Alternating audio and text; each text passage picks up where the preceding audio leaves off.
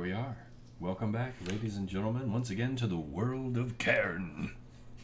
Good evening, everyone. Good evening. That's a very special good evening, too, although I won't call you out and say why. I mean, I'll say it. Today's my birthday. There we go. There we go. It's always polite to let the birthday person pronounce it first. I've had people get mad at me for saying, oh, it's so-and-so's birthday. And they're like, no, shut up. But happy birthday. The secret knowledge. Happy birthday. What are you, 22 Thank you. now? 29. No, you're supposed to just go with it. 22. It's important to lie at all opportunities. Yes. I mean, it's going to be 29 from here on out. Like, today's my first 29th birthday. There you go. There you go.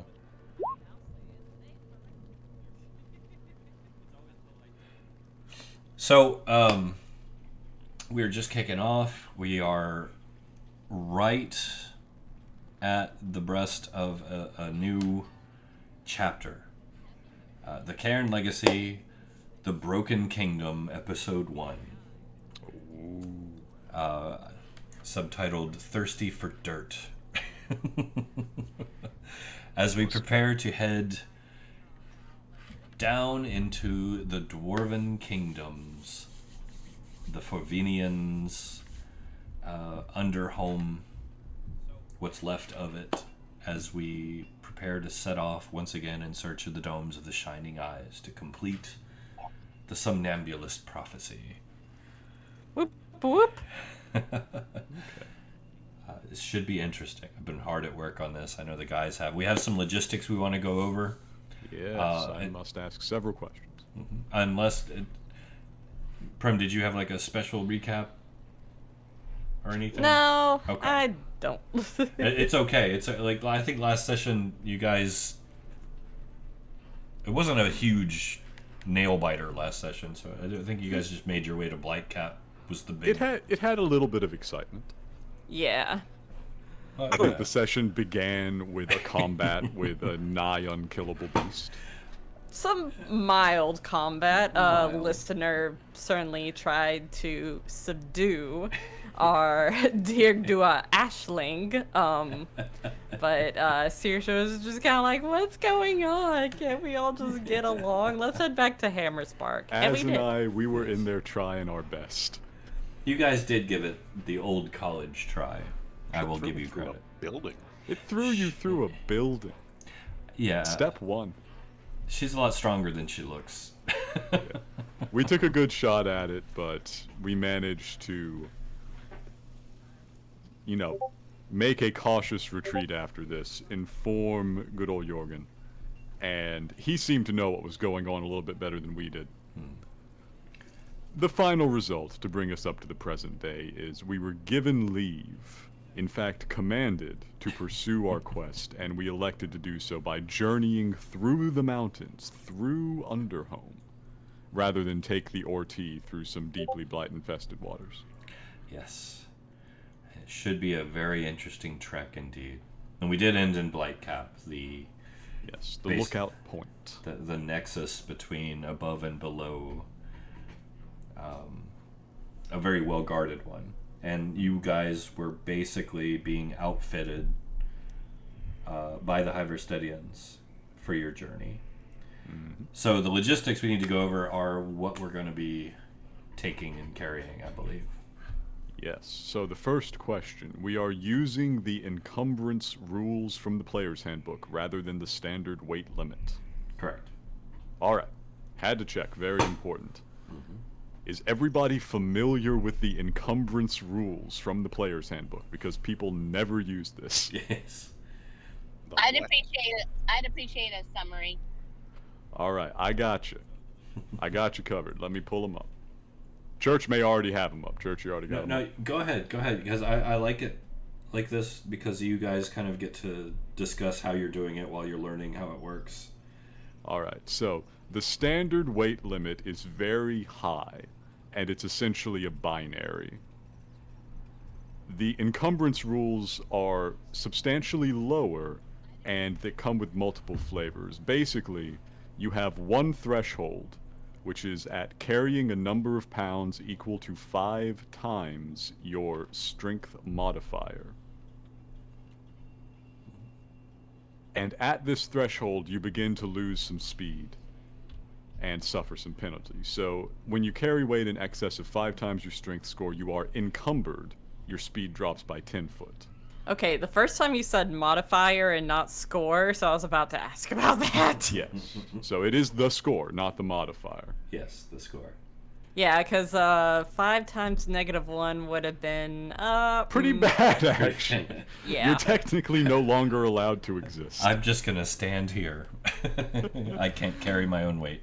So when you carry weight in excess of 10 times your strength score, up to your maximum, which is the one that you would calculate normally at 15, your speed drops by 20 feet, and you have disadvantage on ability checks, attack rolls, and saving throws using strength, dex, and con. So, this translates into what is about to feel like some very, very low carrying capacities for most of us non-combatants. Yes. Not your pack mule. So, But yeah, it is something I want you to keep in mind. Now, you have a tremendous asset with you in terms of foraging. yes. Wilhelm. Wilhelm is a master at foraging, so that's a bonus right there. Listener doesn't eat physical food. Yes. Just water for me, thanks. So once again, another bonus there. You do, I think, Uki's pretty strong. Az, of course, is very strong. So you do have some people who can carry. But I'm going to suggest you get up to that carry weight, but not beyond it. And try to keep the bulk of what you're carrying in mind as well. Yeah, when I hit that the first carry threshold, my speed goes to 5. Yeah, we don't need that with you. We don't want that to happen. So I have some further questions while everybody's poking at their stuff. Yeah. A few essential ones. The first, I still have several very heavy, but not specifically heavy, items we picked up off of the island. Okay. I have 3 barrels of Shawnekeesian brandy, 3 crates of preserves, and 2 crates of herbs and alchemy. I thought Saoirse was carrying the brandy because I marked it on that stuff as well. You're welcome to have all of them. Yeah. I'm fine with this. That just lets me get it off my sheet. They basically. were mini kegs too. They weren't like the Yes. full-size The barrels. pony or- kegs. Yeah. Now. Also, sorry, go ahead. No, you're good. Go ahead. I thought I used the supplies to refit the lab on the ORT. Of the herbs and alchemy, that's also okay. Yeah, I thought I used it to rebuild the lab. You did. Yeah. So how much would the Shawnekeesian brandy weigh, each keg? Let's see here. I can get the exact weight here.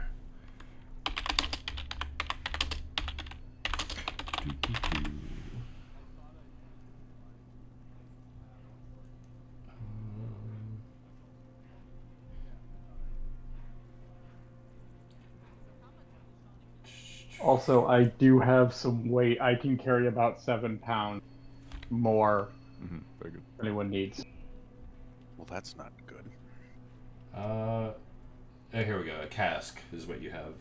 So a Okay. cask is about 18 pounds.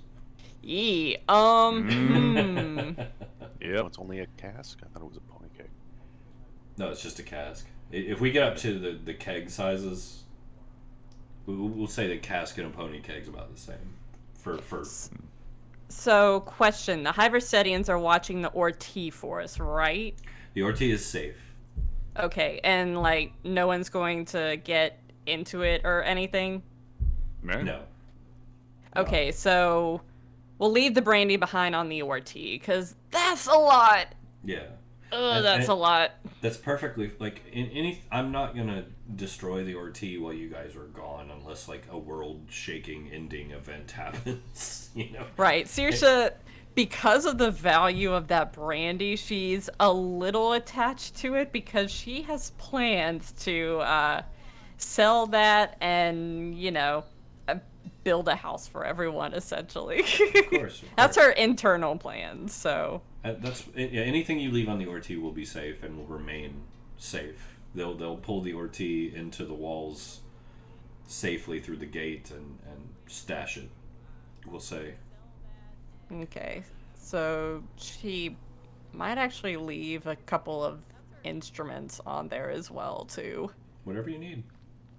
Yeah, she'll leave behind Maury's fiddle, the lyre from Bodhi's martyr, and probably the weird wax. She plays the pipes, but I mean, she.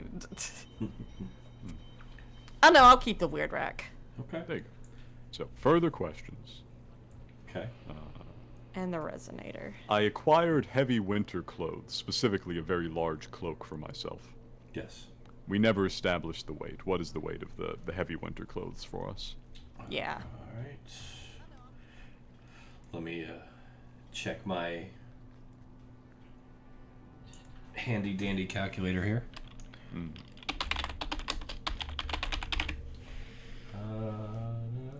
8 pounds. 8 pounds. That's Heavy for boys. that's for the full winter The full clothes. kit. Yeah. I'm in the full kit. I'm sensitive to the cold. Now I will say, where you're going, in Underholm, it holds to the standard principle of caverns until you get into a glacial lock. It's not as freezing cold. No, you're probably going to be running between 60 and 70 degrees Fahrenheit. Yeah. So Okay. the winter clothes may not be necessary. An interesting dilemma. Because you'd hate to be caught out having to travel overland without them. Mm-hmm. Right, but that is interesting. Final question for me. Would the Hyverstedians be so kind as to outfit me with studded leather rather than my standard leather? Yeah, no, we can do that. That's fine. Oh, okay, perfect. I'm probably quite a challenge for the armor. Although I will say, and it's fine for now, but in the future iteration of what this all will become, studded leather will not exist because it's silly. Oh yes, it's a very silly concept. It's very kind of strange to begin with. Yeah. Somebody who didn't understand how armor works came up with that one, I think. Yeah. But no, you're good. We do the studded leather. Perfect. One more point of AC, bringing me up to a stunning 11 AC. Oh, jeez. I am not a combatant. Yeah. Have to find a mage armor spell somewhere. I don't know if you even left shield in the game, man. Yeah, well, a lot of the shield I think I would leave for now until the change comes. Yeah. And I as we're thrive going on staying away from danger. we may start moving into some of the new magic systems as we progress through this next chapter a little bit. I would be very excited about this. Same. So basically, what you have in your books would be considered old magic. Mm-hmm. So as we'll see, we'll work that out because I know you guys are excited too, and I am too, and I think it'll add that real nice new dimension. So before I completely go off topic, though, in any other logistic issues, questions? I know the agreement, I believe we were talking about it earlier, was to leave Archie and the Phoenix behind for their own safety. Since that's what the party seems to want to do, yes. Even though I would bring him if they would let me. What's Archie? Archibald is the ant. Our carrier ant. Well, that Yeah. sounds And incredibly useful. I would like to specify that Genesis is leaving anything that she doesn't bring with her in the ORT and like the barracks.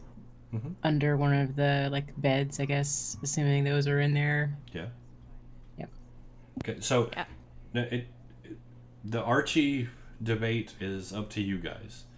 Archibald, I mentioned it earlier, he would be in his element in the underground. But if you guys end up in a location where he can't squeeze through or gets, you'll have to leave him behind, that could happen. Yeah, leave him behind or find an alternate route that could end up being more dangerous. I think it's in everyone's best interest if we just left Archie, but that's my opinion. May I ask though, how big is Archie compared to Az? He's a giant ant. He's huge. He's about the size of a horse, let's say, just for relative terms.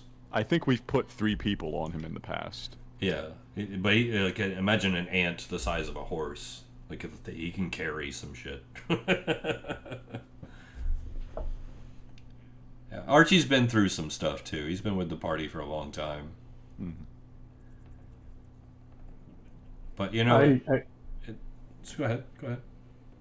Sorry, I just wanted to ask, weight-wise, my herbs. We've never actually talked about like a weight. Okay, so I think what we're gonna do for now. Hang on.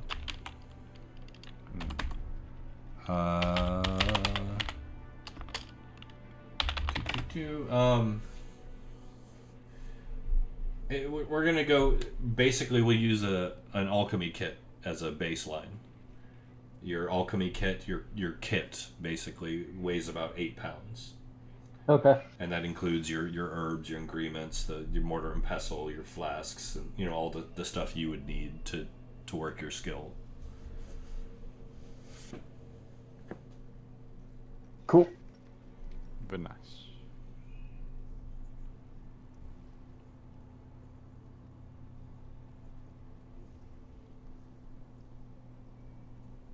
Yeah, so what about the weight of the Celestial Harmonium and the Weird Rack? Let's see, the Weird Rack is the Euclidean pipes. So...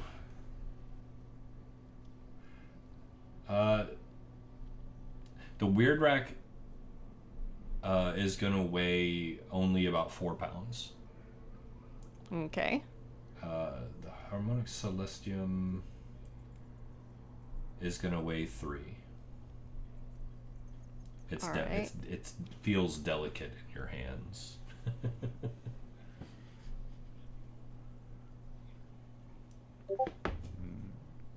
Do you remember off the top of your head how many days water rations to a water skin? I can find out. Let's see. Yeah, I'm looking for it in PHP, but I'm not seeing it.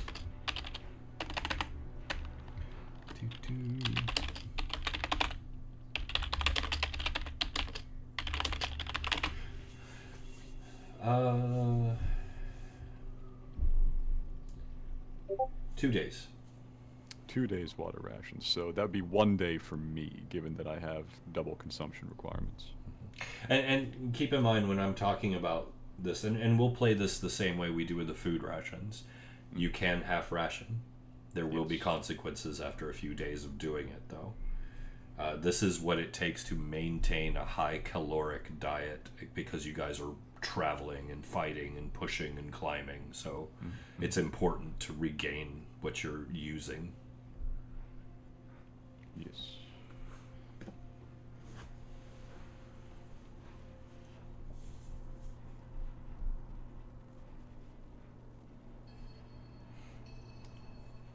Any other questions?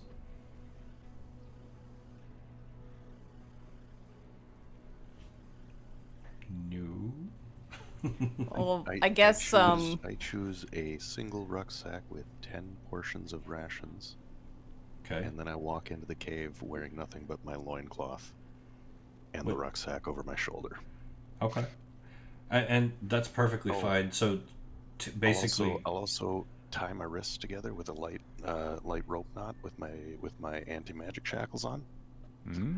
And I'm gonna hand the other end of the rope to pick a person. I choose who would be fun to drag me through a cavern. Fuck, Genesis. To drag you through a cavern? Genesis is gonna throw you over a cliff. It's fine. She seems nice. Okay, I'm gonna quietly just adjust my character sheet and fix the weights because I have not been tracking any of that shit. Right, so we haven't been doing it very much, and now the only reason I'm bringing it up now is because we're going into like a survival situation. Yeah, I'm assuming the Somnambulist Prophecy Key and the Phosphorus Stone are of negligible weight. Yeah. Okay. Yeah. So yeah, you're good on those. Like, obviously, like little things like that we're not gonna worry too much. The main thing is food and bulk. Yeah. I think Saoirse's going to leave behind the hempen rope because that's 10 pounds, and a lot of other people are going to have rope on them. Fair enough. Fair enough. Very fair. And she'll leave behind the weird rack, reducing bulk as much as I can. I'm still over what? Oh my god. It's really tricky. It is. She does have like 14 days of rations though, so. That's good. And that's a lot of weight in and of itself too. So. Yeah, because you said 5 times, and I'm looking at mine now and going, well, I have a tent that's 20 pounds and a brigandine armor that I'm wearing that's 30 pounds. Yes, but I will provide some essential knowledge. Like, this is essential logistical knowledge of a type that we've literally never had to use in a campaign before. I am a full 15 feet slower than all of you, which means all of you can afford to go to the second threshold, and as a party, we don't get any slower. I actually, you'll see it when we move to the new map. How much does listener weigh? I weigh 340 pounds. Do you want to just ride body on my weight? back, and then we can both move faster than you would be able to? At You your no age longer grade? have 340 pounds of carrying capacity, my friend. Yeah. Oh, I don't. We were using encumbrance rules. What's your strength score? 20. All right, multiply that by 5. Oh, that's only 100. Yeah. Yeah. That's boring. Yeah. It's more realistic, especially for a long-term endurance haul. Yes. So, and you'll see it when we get to the new map. I have an overland map prepared with basically a party icon, like a token for the party that you can all move and control. Please don't fight over it and get crazy, but dynamic lighting is on, so you'll be moving that as you go. 1 square is 25 feet. So basically that'll give you some gist of moving. Everybody's kind of moving at listener speed anyway. Yes, sadly. Also critical. In the event of combat, make note of what things you are carrying might be in your pack and how much they may weigh in total. You can simply drop the pack to get under your threshold and regain your movement speed in a difficult situation. Very smart, very smart. I like it.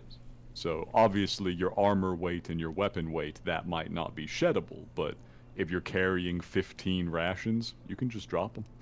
Takes an action. I think for Uki it may take less than an action. Well, that's the magic of Az. Is that Yeah. I'm not wearing my armor or my weapon. I Well, don't have to worry about that until I'm equipping So them. you're in. Like, Well, until with I'm- you carrying a rucksack too, like you literally, I wouldn't even count it as an action to drop it. I'd give you that as a free action. And I'm just yeah. Yes. So But yeah, I'm good to go. we're good to go. Who's gonna drag me? I'm good to go. I Let's have go. the weight distributed and so forth, so I think I'm good. Okay, all right. Didn't So- take long. I'm just leaving everything else there. We're gonna say that a couple days pass here at Black Cap. You guys are given the couple days to rest, to gather what you need, to prepare. Over the couple days, you develop a rapport, you know, with the guards and whatnot that are there. They're actually, as far as Hyverstedians go, especially, they're pretty jovial. You can tell they've been out here a while. Glad of the company. Yeah, they've got a touch of cabin fever, you know. But if we are prepared, then we will begin. So, as you guys are ready and gear up, I'll be right back. you're good. The Hyverstedians take you down to a previously unseen lower level of Blightcap, a basement level, as it were. It's an old earthen stair. It's very wide, with a ramp in the middle to allow the dragging of goods up and down with a little more ease. In the very bottom of this earthen, frozen, packed earth cellar that you're in, it's very sparse. The walls are lined with shelves that have perishable goods that are kept cold down here. But at the very far end of the room is a very large, thick stone door, barred shut with iron by the look of it. They lead you to it, and 4 of them lift the bar, straining under its weight. And the doors slide open without a sound. Like the seam that these things are hanging on is just so perfectly crafted. It's awe-inspiring. They slide open as though weightless, not a sound, revealing a long, narrow, and very steep karst-style staircase leading straight down into the darkness. And if you're not familiar with the karst staircase, those are those really narrow ones that wind down like the sides of buildings or cliffs or whatever. Unpleasant stepping, to say the least. Yes. What were you saying, Az? Sorry? No, I think I'm fine. Can I go back up?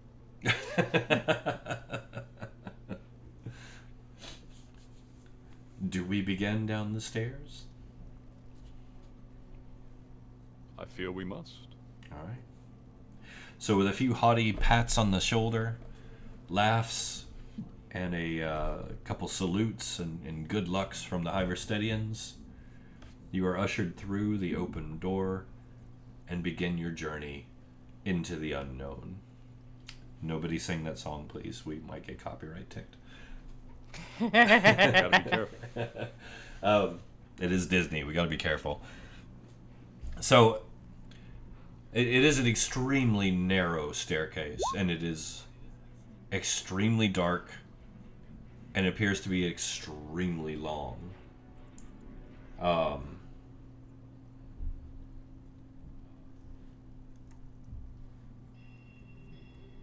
Abjuration cantrip. Yeah, ignore that. That's me trying to edit my spell information and accidentally clicking the bit that posts it in chat.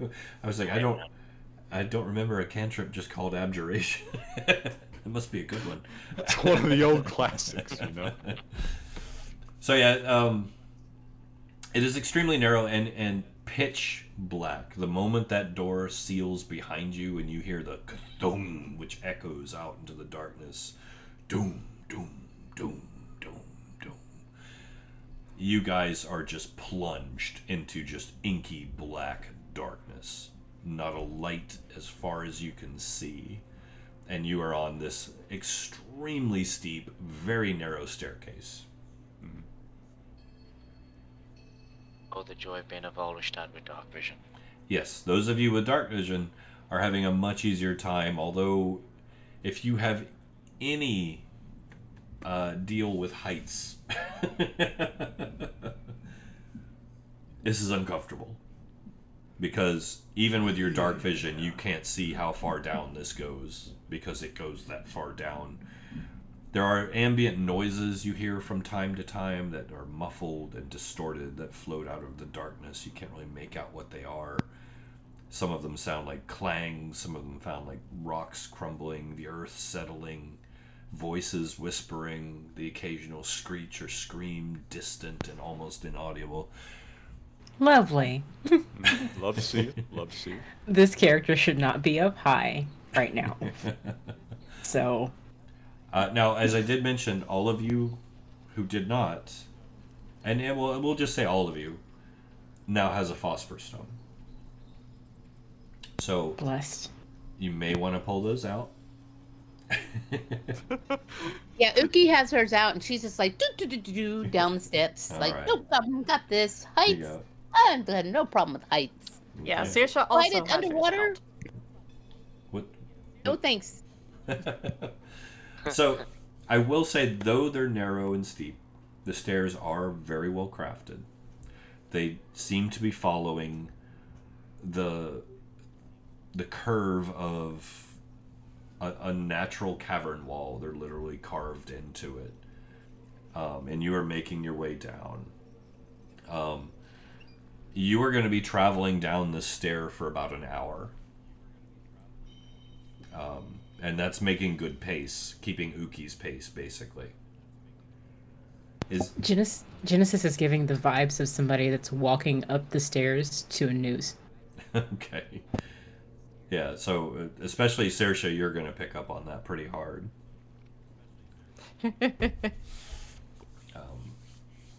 Just this heavily bundled person. Frightening. So, here's what we're going to do. Just to keep things simple, and this isn't going to be anything difficult, I need each of you to give me a dex check.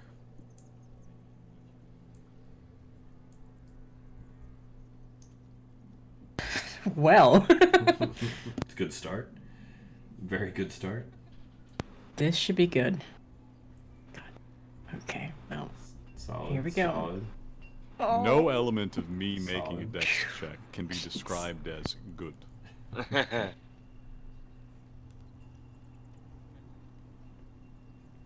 Yeah. Okay, so, Archie. Is Archie with you? No, he's making a con save for getting the Phoenix to Oh, okay. calm down that we left them.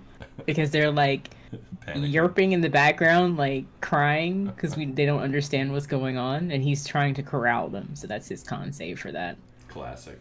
So, Archibald's last and only nerve. So I know, I know Uki is first. I believe Saoirse is second. What's the remaining marching order? Third. Third for Genesis. Well, third, and then I'll say fourth for our bound friend here, Az. For Az, okay. Fifth then. Fifth, okay, for Belethir. Which one you want, Wilhelm? I'll take last. All right. I'll go in front of him. So Take rear guard. So at some point, as you make your descent, both Listener and Wilhelm lose their footing. Listener worse than Wilhelm. You slip. I'm not going to make you fall to your death. I would prefer not to. Because that would just be horrible at this I point. do have something to do for it, but I would prefer not to anyways. It would be a terrible thing to happen right off the bat. So basically, you guys are going to, for story purposes, jostle into the rest of the line, causing everyone to kind of almost stumble forward. Listener slips and is gripped on, and Wilhelm is gripped on, and you're holding each other and trying not to scream. Everybody gets you back up on the stairs together. Listener and Wilhelm take a point of subdual. We taking this now. It's just a bruise.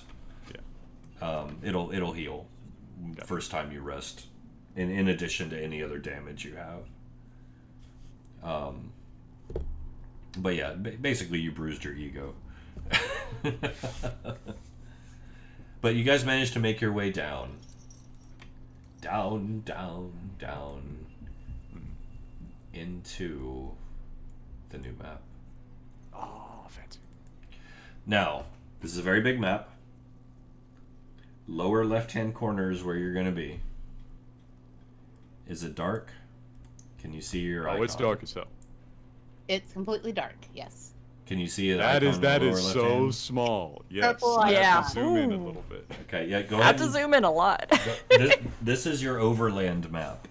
So zoom in to 250. Go all the way.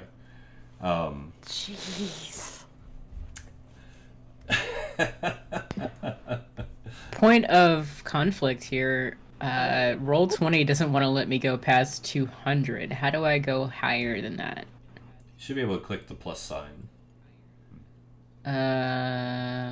Okay. Interesting. I held down control and did the mouse wheel, and it won't go any higher than 250. Yeah, 250 Okay, there it would be is. max. So, you guys reach the bottom of the long stair. Oh. The stone comes to an end, lit by a single lantern, which is somehow welcoming, and it almost takes some of the shiver off of the long, arduous trek. And it was long. Like, those of you with calf muscles, your calves are sore as hell. It was a long walk down a narrow, steep stair.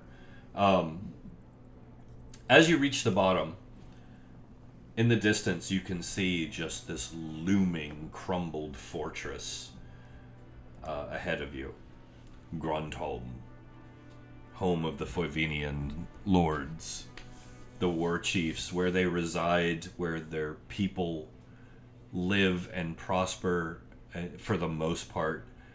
When the blight fell, this is the fortress that the dwarves fell back to and held the line at. This is where they made their stand and pushed the darkness back.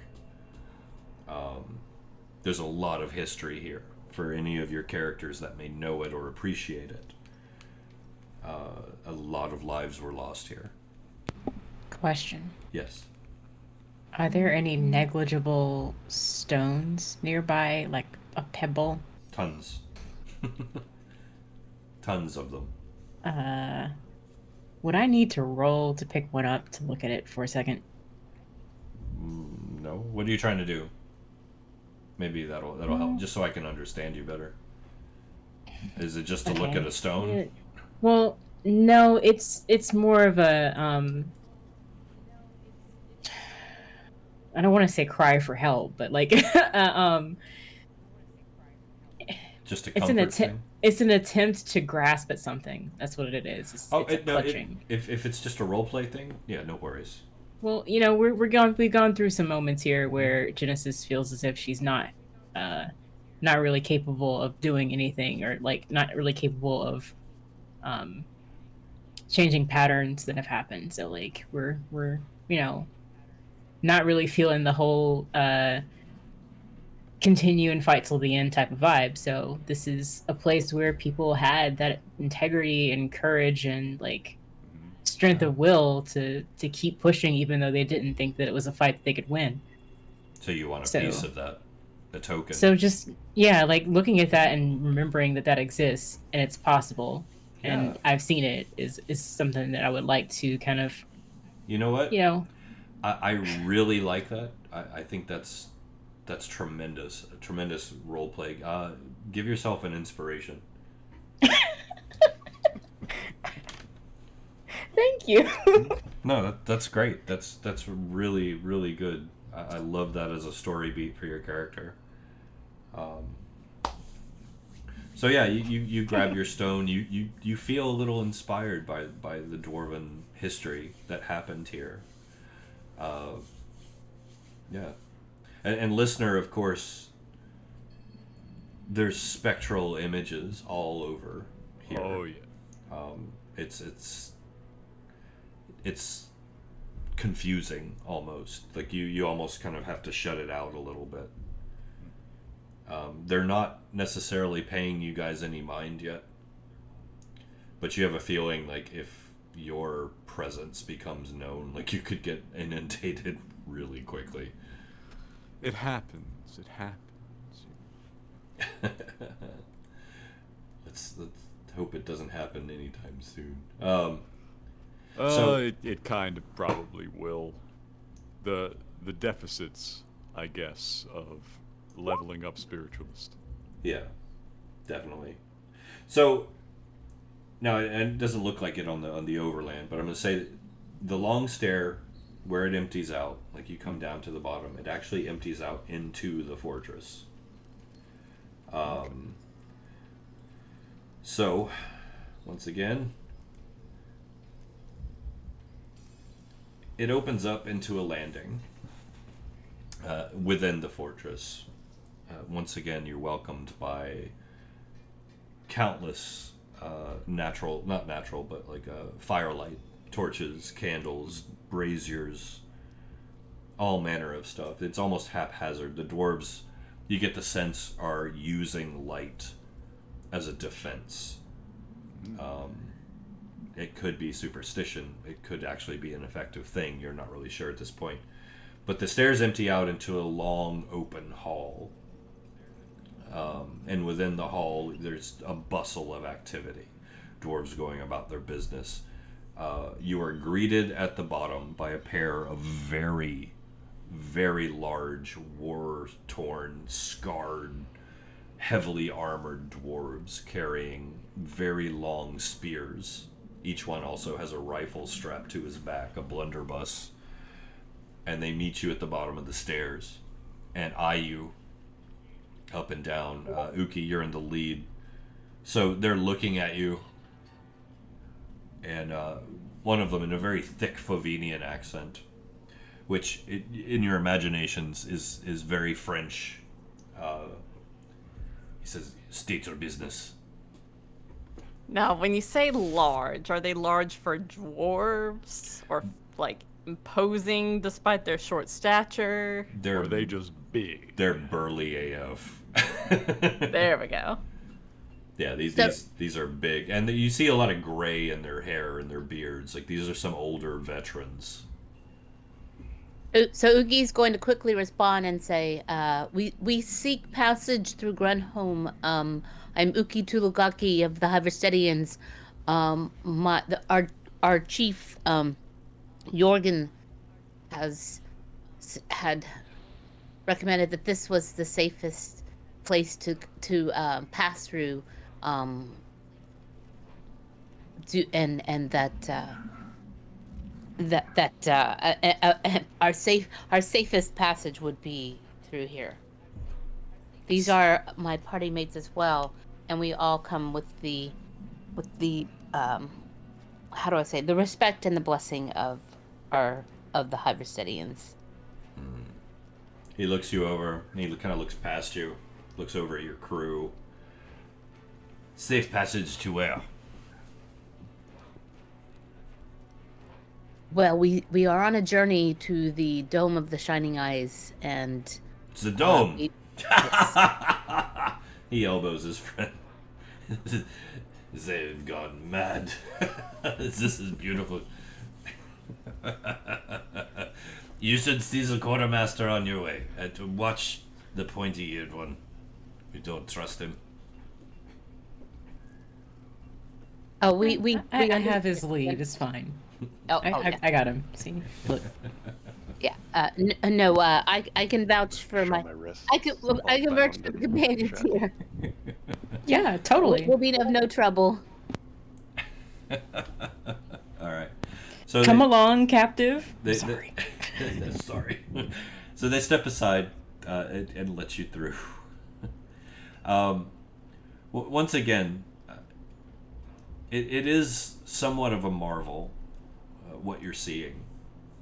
As you can tell by the images I'm showing you, it is old, it is scarred and crumbling and damaged as hell, but it's dwarven construction at its finest. This is a fortress that has stood not only the test of time, but the test of battle countless times. They step aside. You guys get a lot of baleful looks as you're moving through the landing and into the quartermaster's hall. Assuming that is where you're going. Uki's in the lead. Any plans to deviate, or are you doing what they told you? No, we're not gonna do anything to piss them off quickly. So let's go ahead and do a proper formal greeting. All right. Yeah. So Wilhelm, actually, who would be who is amongst us is a dwarf again? I don't think you have any dwarves. I don't think we do. We Okay. are minus So, dwarves. yeah, I think Wilhelm's definitely more of a diplomat as well. So definitely look for I can Have speak you for speak Vania it. if that helps. Let's see. There you go. Look at that. I don't need to speak at all, but I do sometimes disturb people. Yes. And knowing Flavinian could actually be useful, too. So. Oh, who knows Flavinian? Belethir. Ah, okay. So yeah, especially if they're talking trash about you. And Hives speak as well, but you know.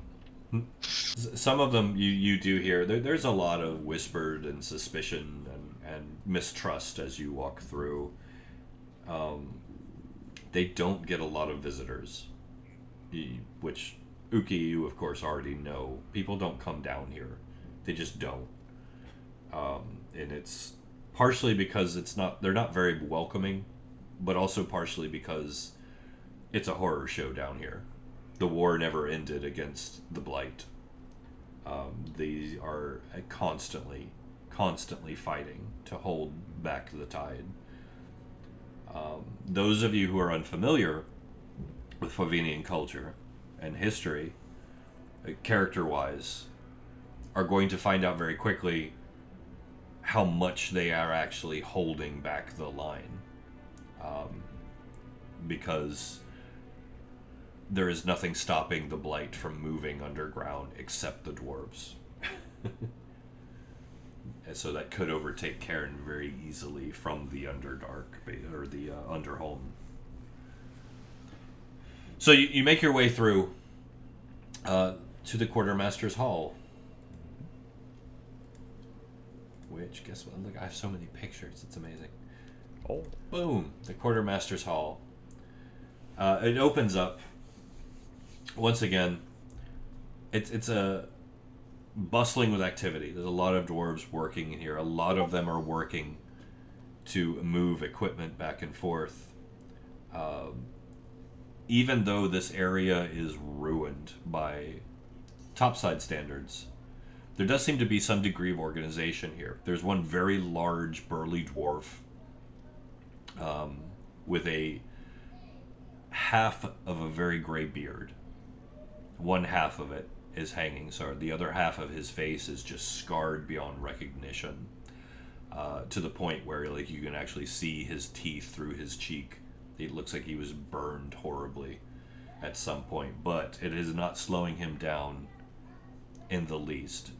He is pointing and barking orders. He's got a huge pile of vellum in his hand, and he's just tearing through, going through notes, just basically directing people to move goods around. As you enter into the hall, he looks up and sees you with his one good eye. The other one's just dull and cloudy, dead, staring off in a random direction. And he kind of cocks his head and waits for you to approach him.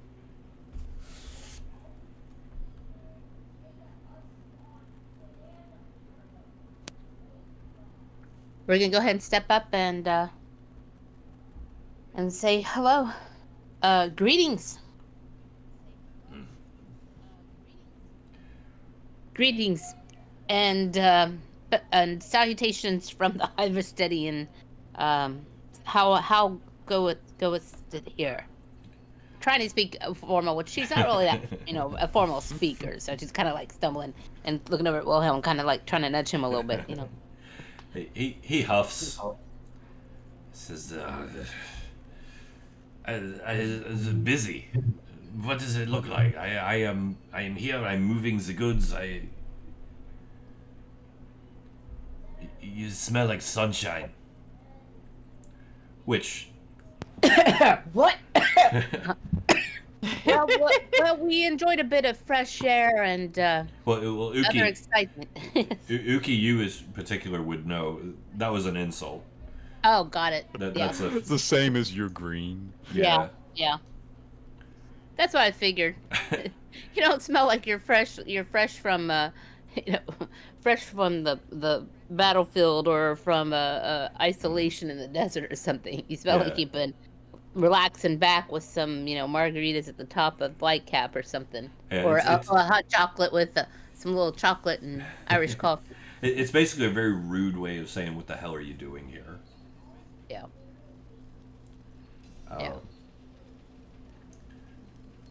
But you get the sense like he's not trying to antagonize you. He's just this way. Yeah. No, we've been on quite a journey actually, but we stopped through in Stonebridge and are making our, to replenish our supplies and are making our way on to towards the Dome of the Shining Eyes and Well, at least you have a sense of humor. I hope so. Line up. Perhaps one of my party mates here can explain a little better what. No need. what it is No we're need. doing. I have a job to do, and I will do it. I need you to line up.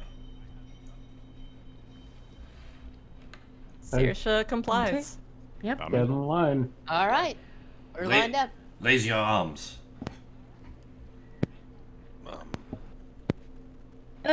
She does Yeah, so. we'll make a coordinated effort to try to.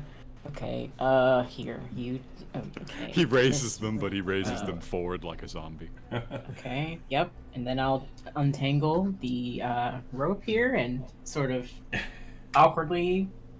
Okay. Yep. Right. Yep. Just raise mine up to the sides, but not even. I can't even get them that far right now to my shoulder height.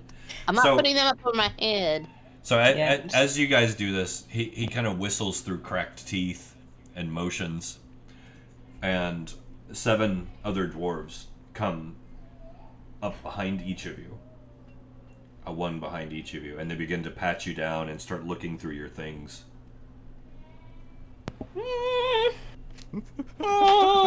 It's the dwarven TSA. Hide your magic items. Yeah, we're gonna make a concentrated effort to just kind of blend in with everybody else. I've got the mask up. I'm a person of the people. It's fine. Okay. It's totally normal. Nothing to see here. It's fine. Usually people buy me dinner first. So, field dampening. Yeah, okay. So, first off, do any of you have anything obviously contraband, magical, that would be easily spotted in a search? Unless you count the Nope. celestial harmonium. Okay. I think he might. Eh. I don't think, although I don't think that it's obvious that pitch is not a standard weapon, I guess, but it's wrapped within like some burlap. It's wrapped in on my back. Okay. So they're not using any special means to detect magic. So when I say obvious, like, does it look like a magic item type obvious? I mean, the phlogiston and the celestial harmonium might be That a might be little one. sus. Okay. And that's just in your pack? Yeah. Okay. Anybody else have anything? I have a spell book. The spellbook, they wouldn't recognize it. For all they know, it's just a language they don't understand. And then the sunstone looks more or less like a phosphor stone, but a little warmer, so That's fine. I might be fine. All right. Belethir, what about you? You got anything? Just the spell book. Okay. And Genesis, you don't by chance have that staff with you, do you? I do, but I specified that I wrapped it up as much as possible, and I do have like packs and stuff, so this is kind of with those wrapped carefully to be bound as tight as possible. It's a staff, so it's probably not going to fit in your pack. Where are you? Do you have it slung over or just like strapped into the straps of your pack or something? It's wrapped as tightly as I can get it in, like, through the pack. Okay. So it's as difficult as possible to get off of me, and it looks very like I'm just, hobbling along, and I brought a walking stick just so I could, All right, keep my balance. So, Belethir and Listener. Yes. Very low DC, but make me a deception check, please. We're going to say deception that they don't start questioning like your spell books, that type of thing. Sure, sure. And even if they do, they have to overcome my DC to recognize it as magical. Exactly. A very low DC. Yeah. So you guys should have no problem. Alright, so this is just a look cool check. Yeah, basically. I look pretty cool. Yeah. This could be bad. Oh no. Oh, he's not looking cool. So, He's not looking cool at all. okay. So, we're just going to kind of go down the line. We're going to say they started with listener. Listeners, he's impossible to read pretty much anyway. They go Don't through, have a face. They don't find anything. Belethir, as they start digging through your things, they lift up your spell book, and you just kind of start sweating and nervously kind of looking back and swallowing. And the dwarf notices your reaction. So he takes the book out, unless you stop him, and hands it to the quartermaster. Do you do anything to stop him? That's very important to me. That was given to me by my by my mentor. So leave that alone if you could. That's very worth a lot to me. So the quartermaster kind of looks at you while you're talking and then starts leafing through the pages and ignoring you.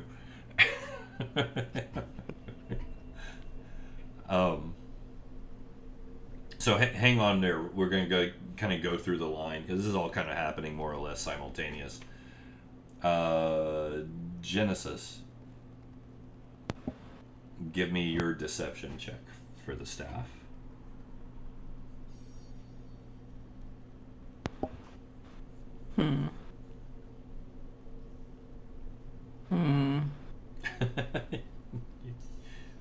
You got this, don't worry. Just be cool. Be cool. Stay cool. Be cool.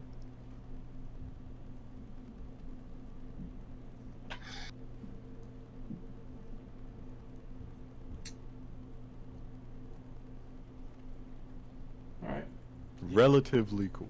You managed to keep your cool. You kind of look back and kind of give him a look, even though you're not really showing your face very well. Your mask is probably helping.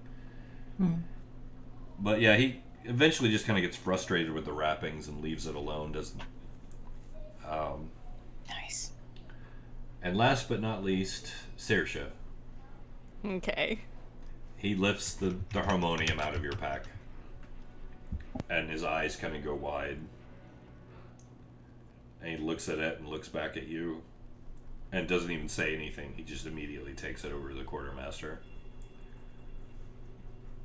who very carefully picks it up. So he's got this spellbook in one hand and the harmonium in the other. And he looks at both of them. He goes, well, it appears as though we are going to have a discussion about these items. Your mentor, what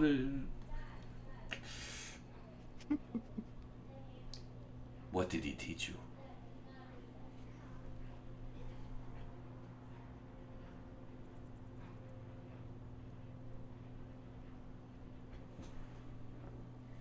He looks at you, Belethir.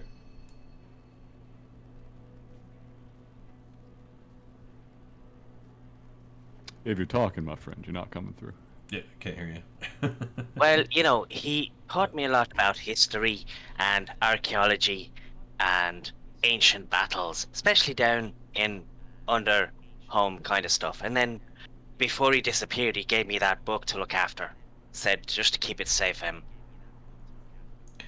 Disappeared as in poof? No. Like, he said he was going off looking. Well, he said he was coming down here, to be honest. Oh. Is that so? Well.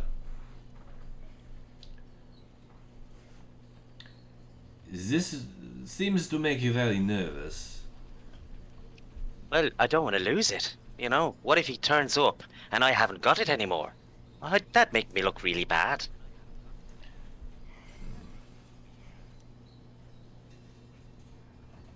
Well, you're going to have to prove to me that you are what you say. Mm-hmm. Impress me with your history. Absolutely. Well, he has a look around the room and tries to look up something, and I'll make a history check on that particular thing, and which I get advantage. Go, yeah, 26. So, I won't make you actually pull the information out, obviously. So, you actually just regale him with this tale of a specific battle, just one of the specific pushes against the Blight forces from this room. And it's this impressive story where you actually... What do you want to do? I want to add the swelling of your heart that you get when you're like proud of something. Okay. And just like layer that in. Like, I don't know how obvious. How obvious is energy medicine? Well, I mean, empathy would do that. You could actually use your empathy to embolden his telling. I want to give him a moment. Who? Belethir? Or the right? The quartermaster? I want to like boost Belethir's story like a little more, right? Because it's already like so good, and he's regaling the quartermaster, and he's like thinking about like, oh man, the battles that have gone on here, and he's got this part of his face that's just like ripped open, right? Yeah. As Belethir's telling the story, I want to kind of just, I don't know if I don't want to overstep here, but just vaguely and as casually as I can, just ding, just.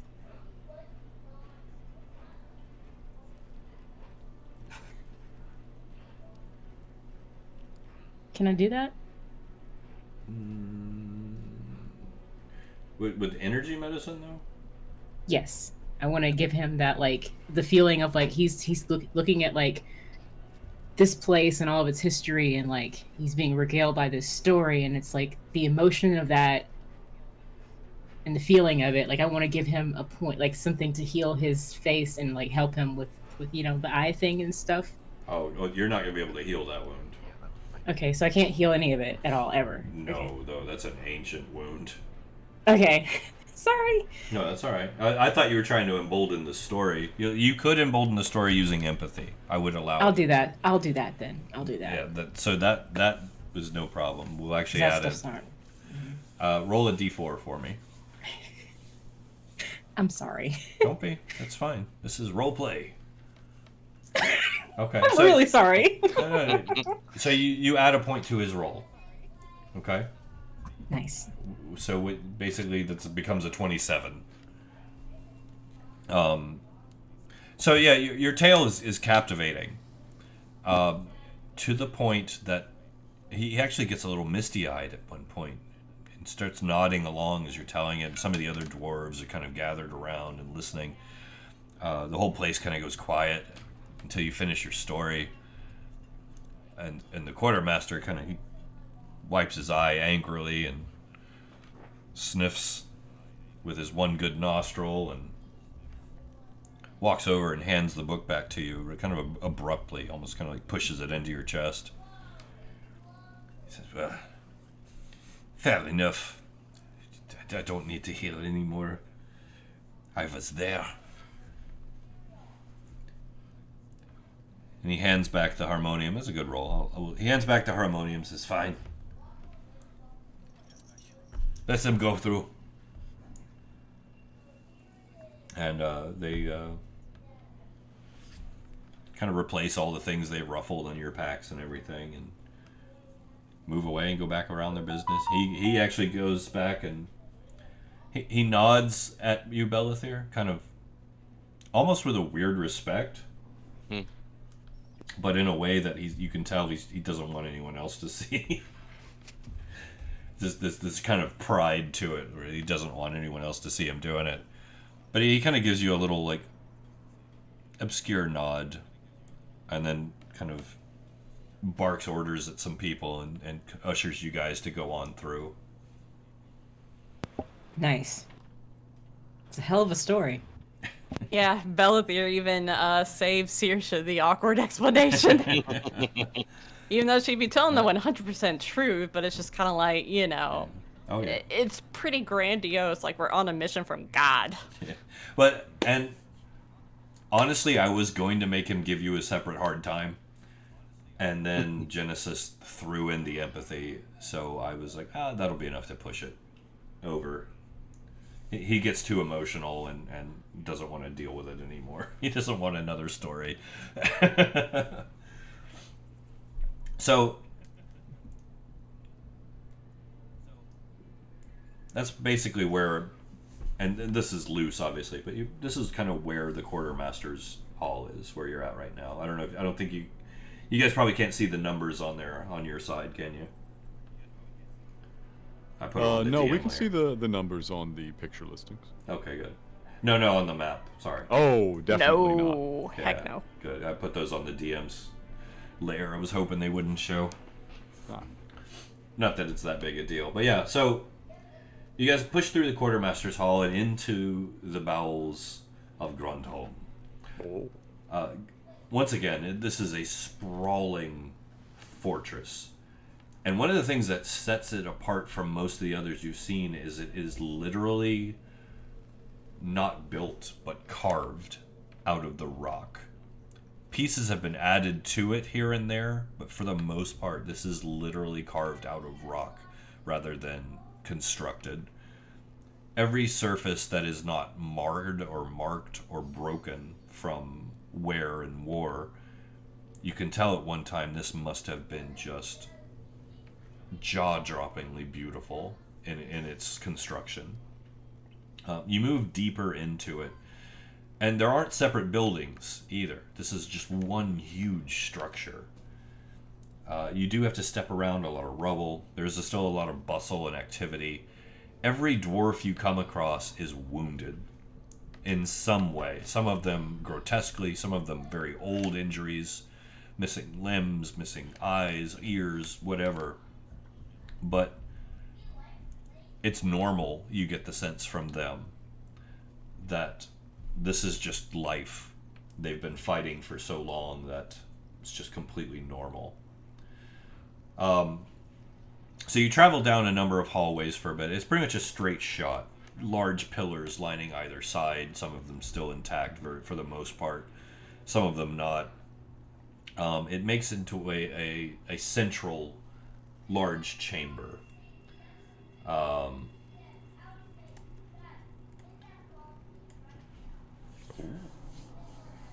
And within this large chamber, there are branches that go in several different directions.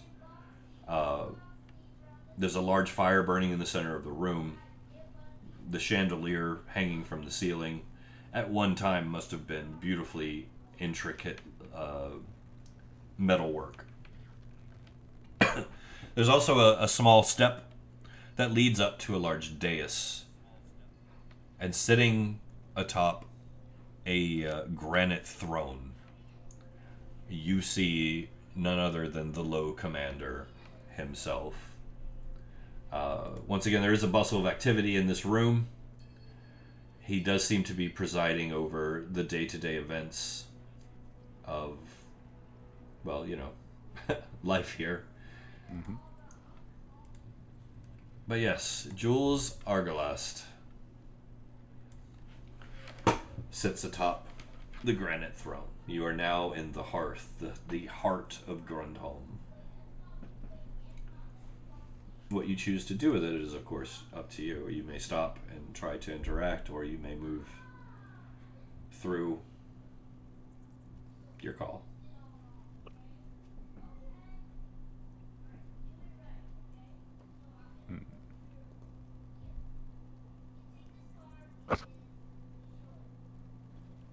They seem very busy, don't they?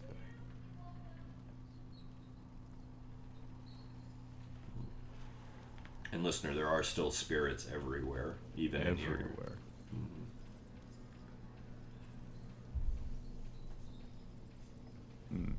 Do the ones here still look like they're fighting their final battles? Yes. Basically. For the most part. Even here. They have fought every place. Oh, yeah.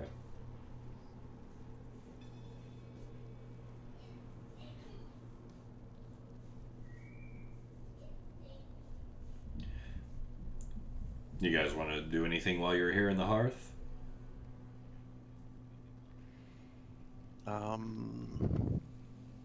Kind of. What would you like to do? I'd like to look for a forge. A forge? Yeah. And an anvil. Not in here. Oh. Wrong kind of hearth. Wrong kind of hearth. Yeah. No, this is... I thought you said they were dwarves. They are. They just... this is not that room. This is literally like the throne room.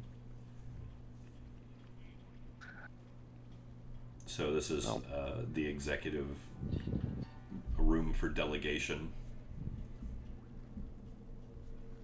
So I will say, if it makes it any easier, those of you who do have any type of direction sense still,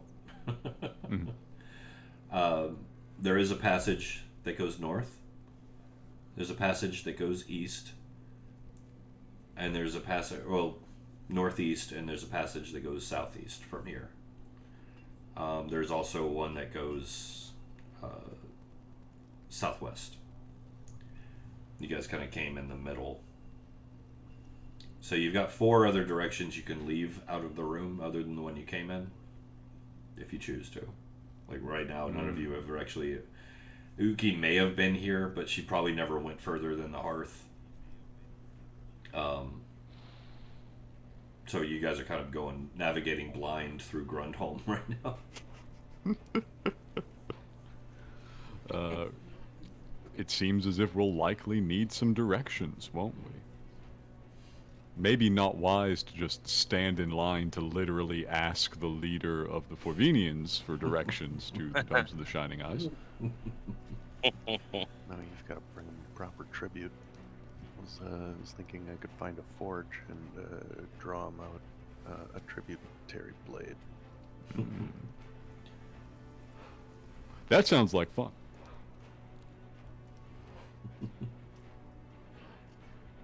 Let's find Az a forge. That's a good place to start. All right. So what do you want to do? They're dwarves. They gotta have forges everywhere, right? Just walk around the streets, wander around until you hear the sound like forges clanging on anvil. That is a terrible stereotype, sir. I am an old elf, and in my time they were all master craftsmen, and like this place would have been ringing like the bells. That's up there with them people expecting you to go frolicking through the forest. Wow, we used to do that when we had forests. I can't picture as frolicking. It's the battle dance. The battle dance. The battle frolic. Okay, so what do you want to do? What do you want to do? Do you want to just pick a direction and go, or? Yeah. Which way do you want to go? Eeny, meeny, miny, that way. Eeny, meeny, miny, that way? Yep, left. So, southwest? Sure. Okay. So you take the southwest chamber. What were you saying? I was going to say that for some reason it's very purple on the map, and it makes it difficult to distinguish between various elements of the space. Oh, that's... Here. I can fix that.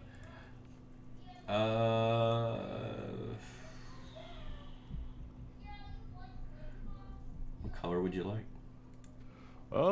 Whatever the natural color of the map. That's probably better. That's better. Okay. Yeah. And the radius is such that actually moving it properly on Grundholm is going to be a challenge. So if we need to be moved around there, we got to leave it to you. That's all good. I don't mind doing that here. So you guys basically head down this way. Yeah. Okay. What was that? Okay. Alrighty then. So, as you make your way down the halls that lead this direction, they open up eventually, and the first thing you notice is a tremendous amount of heat. You can actually smell pitch and smoke and fire ahead, and eventually it opens up,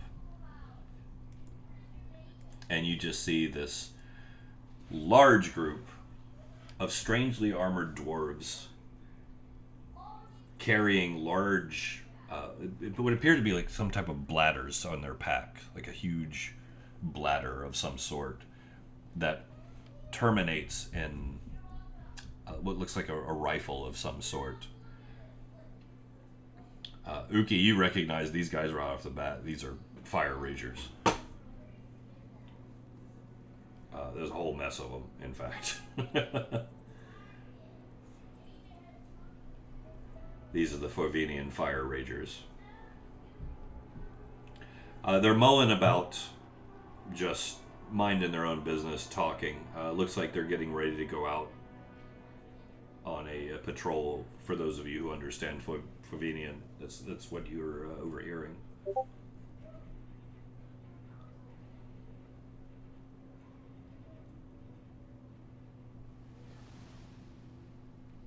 What you think, Snax?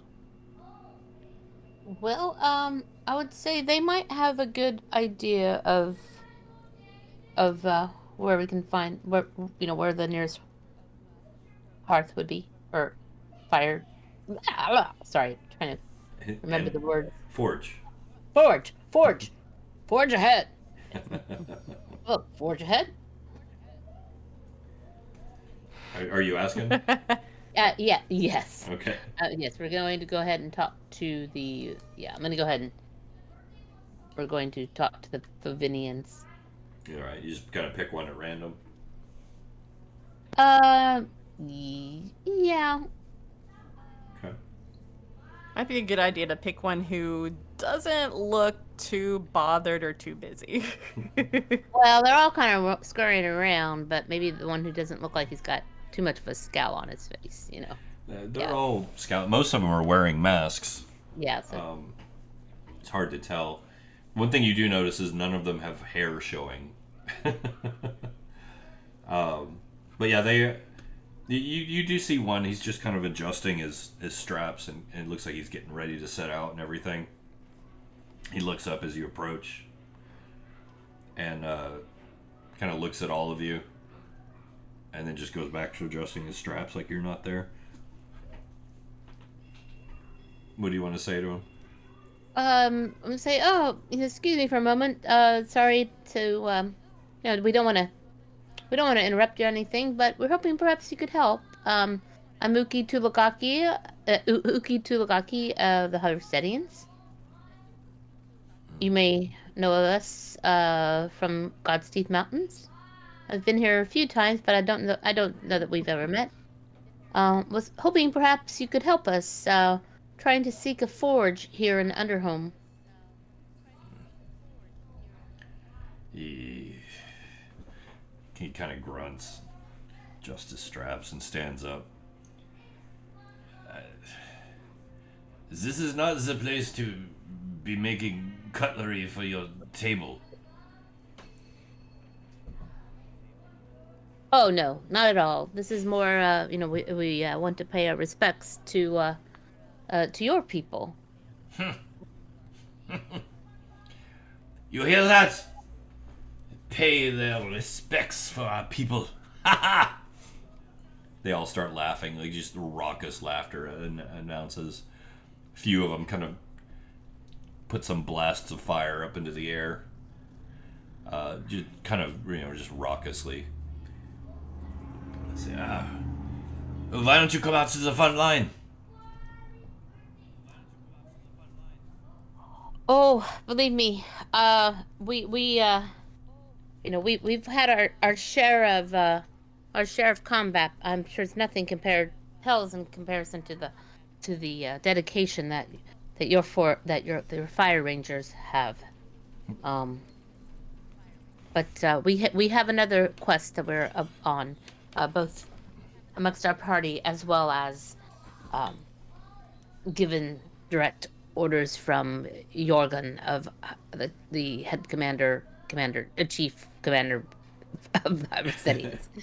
Sorry, I'm so bad about titles. Say no more.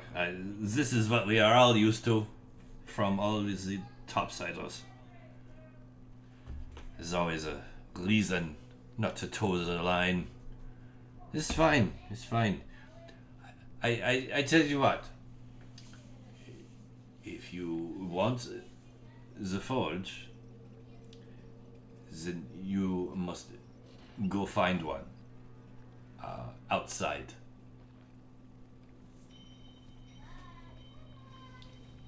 Outside? Oui. Go east. Oh, I see. East here. East within here. No. Our forges in here are for Venian use only. How far are these forges that you speak of that are out to the east? A little ways. It's fine. I'm sure. Big topsiders. You'll find them. Uki turns around, looks at everyone else, and sort of just like shrugs her shoulder just a little bit. Listener says to Uki, I believe he wishes us to walk off into the death and darkness and to find a forge out there. Perhaps there's someone else that we could speak to who might be able to make an accommodation for us. Wait, what? Did you just ask to speak to his manager? I swear to God, she carried him so hard. Awesome. I mean, you're obviously about to sound very important, so we don't want to trouble you any further. I was gonna ask if rustic hospitality would make this guy any nicer, but damn, okay, never mind. So Please. Saoirse just feels so awkward right now. So yeah. Please pull rustic hospitality, please do. So, I don't think these are country folk, sadly. He looks you up and down and just starts laughing. And he says, you want to speak to my commander? No, I'm not saying that. I was just wondering if there's a much more amiable resolution. And we just don't want to trouble you quite so much. So Uki's just sitting there like looking around. She's just kind of full on her hands because she is not the diplomat in the party. This is not her strength. Charisma? What? Charisma? This is pretty great. Can I try? Go, please do. Somebody. I'm getting the vapors over here. Getting the vapors. All right. You want to try and talk to him? Yes, I would love to try. Obviously, he has to be amenable to psychic connections for me to even make the attempt. Are you going to make the attempt? I'm making the attempt. Okay. God, hang on. Let me see how he's going to react. Yeah, there's really no way to tell with these guys. Well, it's like, I mean, that's the thing too. Is like, charisma is literally my lowest score. But yet it's kind of like I don't think that this is a kind of dazzle with brilliance, more baffle with bull. And it's not more sweet talk. Sweet talk is not going to help either. So he reels at the touch. In fact, like he stands up bolt upright, and that flamethrower comes out, the fire spitter. That sounds about right. Yeah. He's not aiming it at you. He's not sure where this is coming from. You can tell, but I draw my hood back and raise my hand to maybe indicate to him that it's me. Well, you get a flash as you brush across the surface of his thoughts. Okay. I'll say that. And this flash that you get is very brief, But you get the sense that he is actually telling the truth, that there is a forge east of here. It's a little ways. And it's not one that it's a big forge. Oh. Like their industrial forge. But you also get the sense that like your welcome here is dwindling quickly. Because he's a little freaked out. Alright, if he calms down enough to speak to, then I'll try. If he doesn't, then I'll let off the gas a bit. Oh no, he locked down. He would resist. You can tell he would resist if you tried. Of course, in that case, then I won't. I'll draw my hood back up and I'll say to Uki, "It seems there is a forge, but I feel perhaps we should just leave. This does not seem to be going very well." Sounds like a good idea. Okay. You guys leaving? Yeah. Okay. Pissing off the dwarves. Pissing off the dwarves. Everybody loves it. Yep. Yeah. Easiest thing in the world to do. Significant consequences, though. I love it. I love it. All right, so you guys head back to the central chamber, to the hearth. Sure. Yes. Yeah. Plan B. At this point, Saoirse's going to pop up and say, "You know, I got the idea from speaking to that one man that they're not really interested in any sort of material tribute. I don't think going out to the forge and creating a weapon for their commander would actually do anything. Why don't we just go up and speak to them with Jorgen's letter?" I don't think you understand how meeting kings works. Az has done this a couple of times. Granted, it was a long time ago. Well, no, but it's a much different world nowadays. This is So you kids don't respect your kings anymore? What's the point of having one? Most of us really Exactly. don't. That's the whole point. Anarchy. I don't understand. No, you don't. You're not supposed to have kings. They're stupid. What? You need one. You have to have For what? Why do you? Oh my They god. keep everything in order and in line, and they organize the defenses and the offenses, and they protect the kingdom, and they. Hey, yo, order you want to be everybody in around, line, my dude? Why? Well, because they keep the crops rotating and the food in the banks and. Just feed yourself. It's easy. What's the most fun of all is that Az is old enough, and the elves being what they are, the correct answer is because they're appointed by God to oversee the spiritual needs of the people as well as their material ones. But the gods are gone. The gods are gone and the spirit tree is dead.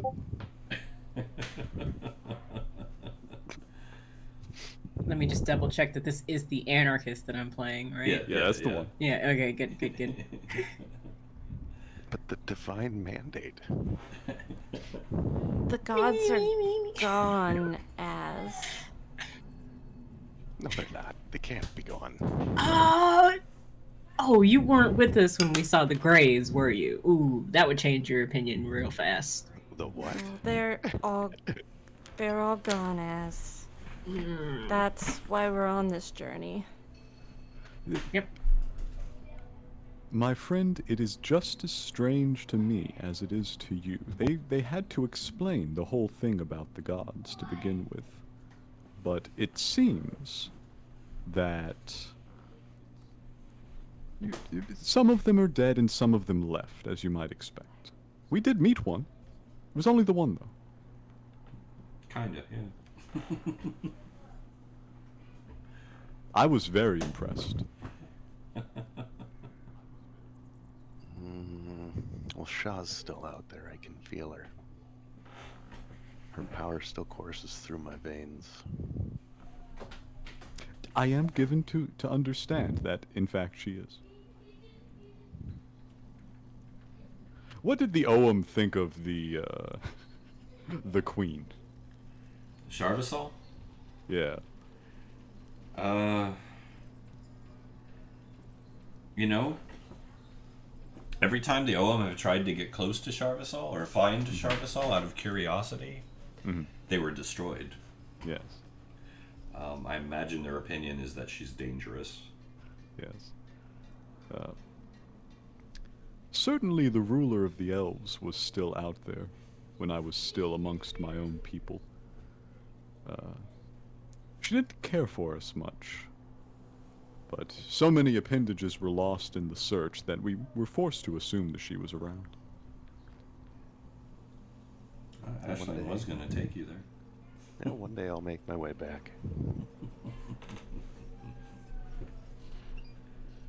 So, as give me a history check. Oh, okay. You've been asleep a long time. I have. So, we have a king, and they don't really do much. He mostly is But you have ceremonial. you have like a parliamentary monarch. Monarchy. He doesn't do much anymore. I mean, Yeah. He's not making the decision. The people under him. he used to be rather busy. The order of objective representation. Yeah. I may have it open to remember that name. Yes. It's called You did good. delegation. It's fine. I like to think that Genesis is perfectly fine with like treating Wilhelm separately from the Becklerites, but when it comes to like mentioning their their leadership, she's not gonna let the fact that they caused most of this go. Like That's fair. It's totally fair. so you're gonna get a couple of under the breath like, oh, it doesn't do much anymore, and now his work is done, right? Look around. So, I will say this, and this is a great visual of you guys standing in the Foivinian hearth. You know, the low commander up there on the Contemplating throne, the nature of kings. having a political debate, basically. Like you're starting to get some attention. Like people are starting to give you a lot of weird looks.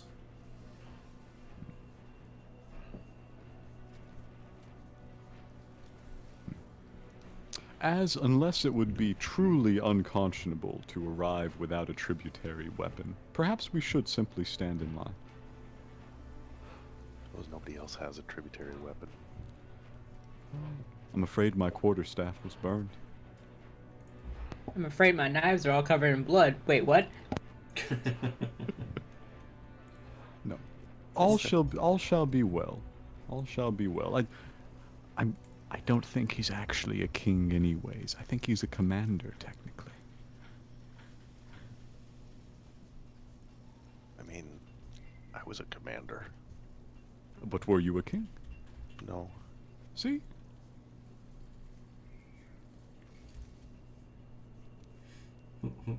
So what's the plan? Let's get in line. Is there a line? Can you Yeah. simply stand around and seek an audience with the commander? You can try. Let's do it. We have a letter from somebody of equal social stature, and it would at the very least be good form to beg his passage to the domes of the Shining Eyes. Okay. So who's approaching? Theoretically, it should be Uki. I would say Uki and Belethir. Okay. Because he speaks the language, may be able to kind of. He did so well, you know, earlier with the story. Saoirse will be on the other side of Uki. All right. So the three of you walking up. I'll be looming behind. I think we're arriving as our party, essentially, but yeah, they walk up to talk. Okay. I'm looming in the background. I'm Alright. Becklerite. Probably not the favorite. And Belethir, are you cool with us too? Yeah, Okay, just making sure. All right, so the three of you approach. First thing that happens is you are stopped short. Uki,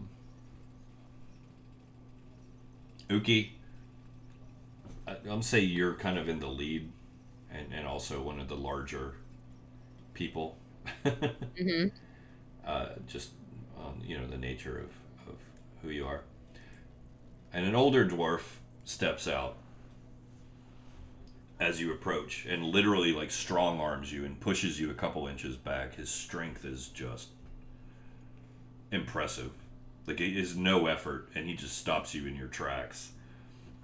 And he stares up at you, looks you up and down, looks at each one of you, and you can just tell, like, the mileage on this man's soul must just make you all feel like children, with the exception of Az.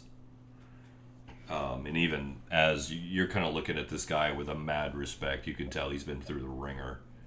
This is an old, powerful veteran. All the time you spent in the wall, he spent getting his ass. Yeah. So this is one of the Hearth Guard.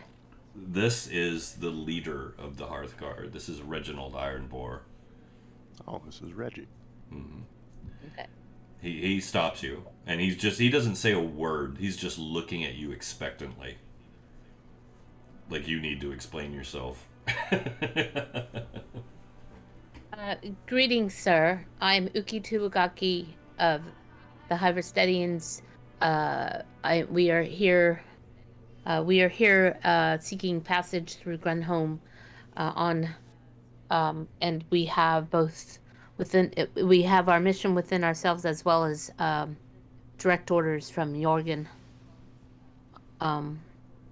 to seek passage. I have a note. I have here a hall pass from Jorgen. But here is a letter from him stating our intention. You produce the letter? Yes. All right. He takes it from you. He looks you up and down. Still without a word, he holds up one finger and then turns around and walks up to the low commander with the letter and hands it to him. Jules takes the letter, breaks the seal, looks at it, reads it, kind of looks down at you all, rolls it back up, hands it back to Reginald, and then kind of the two of them confer a moment quietly. Like Reginald leans in and Jules Argalast whispers something to him and then sits back in the seat and looks down at you guys very grimly. Reginald walks down the dais, steps back to you, hands you the letter.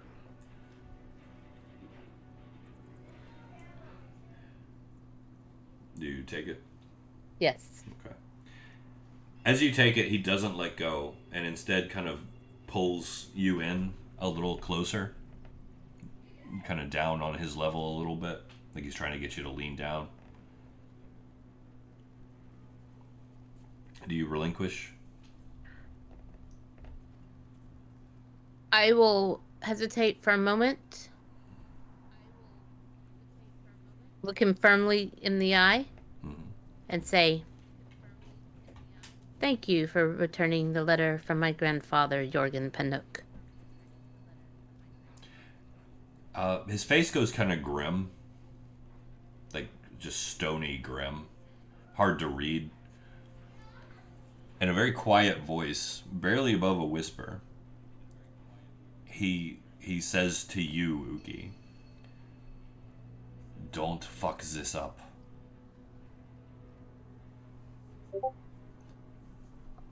What did that letter say?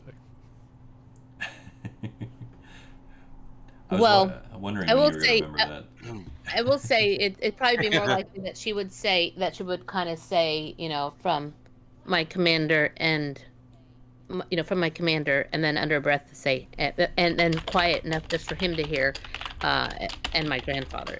because it is sort of the understanding of I'm not just any emissary or just any, that Jorgen isn't just trusting that he's not only entrusting that he's entrusting the safety of essentially what he sees as his family, as well to Favinians to allow this passage through here.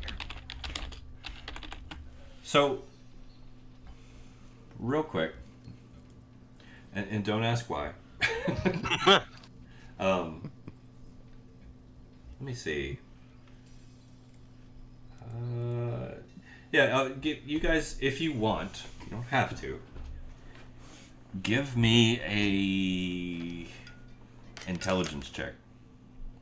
Nothing in life brings me more pleasure than making random checks that I don't know what they're for. Raw intelligence? Just raw intelligence.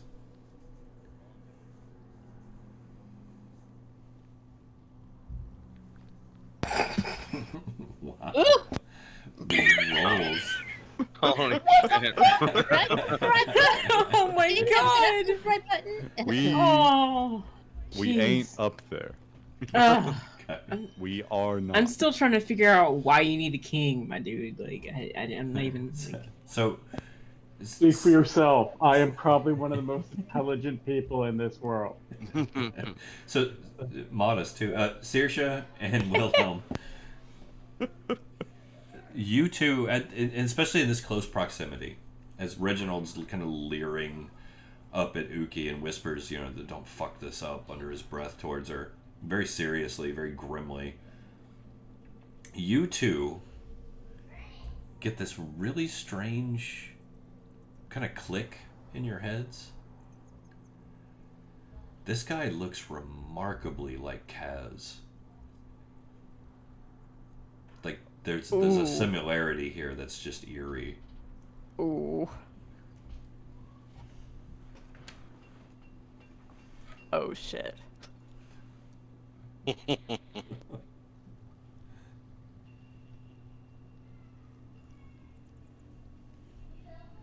But yeah, that's in your minds, so you can do with it whatever you like. But yeah, it settles in. You're like, oh wow. I think these guys might be somehow related. I also think that the response as to why we have to speak to the king is probably because we're talking about going into territories that it's where they're fighting to hold back the blight, and so it's not just about it is that they're fighting things off. Can we actually do something that could cause a breach? Yeah. That could cause, and so that is why it's sort of like the idea of like, if you're gonna have to break the line if we're gonna try to get through an area that is dangerous. Then it's like, well, are we gonna be breaking are they gonna have to break their line of defense? Yeah. And while we're going through or getting out, is something gonna get in? So I think that's why it requires that like utmost authorization. It's not like just a and him saying that to you and giving you the letter back means that you've been approved to carry on. Yeah. Mm-hmm. But they're not happy about it. Mm-hmm. And for that exact reason. And not only that, but also knowing when you mentioned that like Jorgen is your grandfather, like that immediately put into his head like, oh great, if they screw up, am I going to have to send a rescue mission out to get them? Yeah. Like the Hyrestedians are respected, but at the same time, like they're down here fighting that war still, So they just, it's rough for them to trust people, especially in their home turf. And you would kind of understand that, and like you just explained, you actually understand why there's some pushback here. Yeah, because it's like you said, it's bad enough that they're fighting off, they're fighting things off, but then to have this not only the added burden of possible rescue mission, but also the added burden of having the responsibility for essentially an important someone of high value and respect within the Hyrestedian, which is we've had working relationships with them, and they know too that there are Vivinians who live amongst us in Stonebridge. Oh yeah. So, but it doesn't make their job any easier, you know. No. Yeah. Yeah. So. But you have your approval. Okay. To carry on. That letter will continue to play that role, which is why he gave it back to you. Can I poke Uki mentally? I'd like to poke Uki mentally. Hey, Uki. Yes. Yes, let's know. Yes, let's know. What do you want? Let's know. While you have his attention, could you request directions to the domes? Why, yes. I think I can do that. And so I'll return. As I know that you want us to find success in our mission. Do you have recommendations on the best path to proceed to the domes? Are you asking Reginald?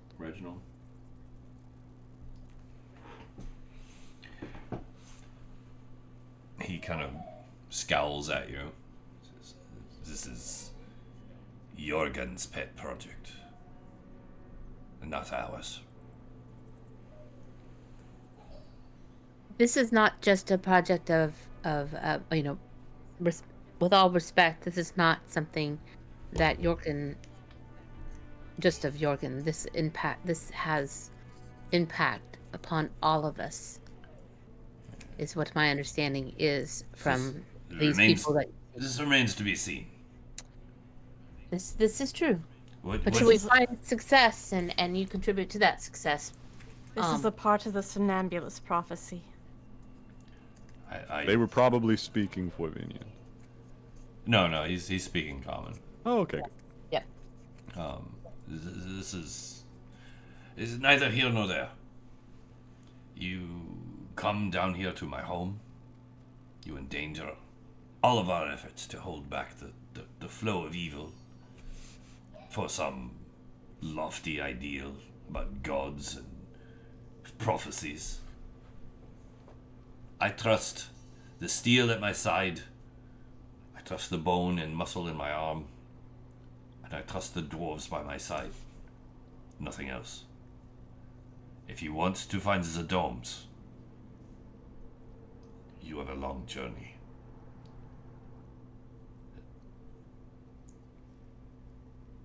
But I do not agree with this. I want you to understand, I do not agree. I understand and respect that, and I agree as someone who has seen a bit of battle. But there are things that I've seen when traveling with this group that before I never thought imaginable. And if perhaps the combined forces of both that as well as our strength can save us and save us all from the blight, then why would we deny that weapon, even if it's not the still of the blade or the power of my musket? I do not think you entirely understand, Uki, what you are asking. The domes were crafted by my ancestors' hands when the human race was still crawling through pig shit in the forests. What the domes represent to my people, the treasures and secrets contained within them that could stem the tide of the war against the darkness, or could be stolen once again by the humans who caused this to begin with? And you want me to just show you on the map where they are? Do you understand my plight? Most certainly I do. But this evil that has descended upon and taken taking your birthright of your ancestors and you. It's impacting us all. And I pledge, and it is it is why Jorgen has taken this up and asked for me to continue with this mission, is that we are looking to help in a way to fight back, and anything we can do to retake those lands that have been taken from so much by the blight. Why not seek to help with the reparation, the of the past? We have one common enemy. That is what we should be fighting. We never stopped fighting. That is the problem. Listen. There's a derelict fortress, far, deep into Underhome. It is the gate to the lands beyond our control. And I even use the term control lightly, because the lands outside these walls are not safe. That war never ends. But if you truly seek to find what you think you need to find, beyond that fortress is where you need to go. But I cannot help you more than that. I will not help you more than that.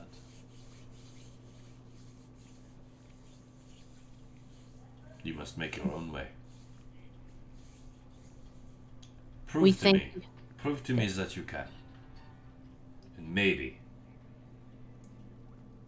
there may be someone there that will help you. We thank you for this information and appreciate your trust.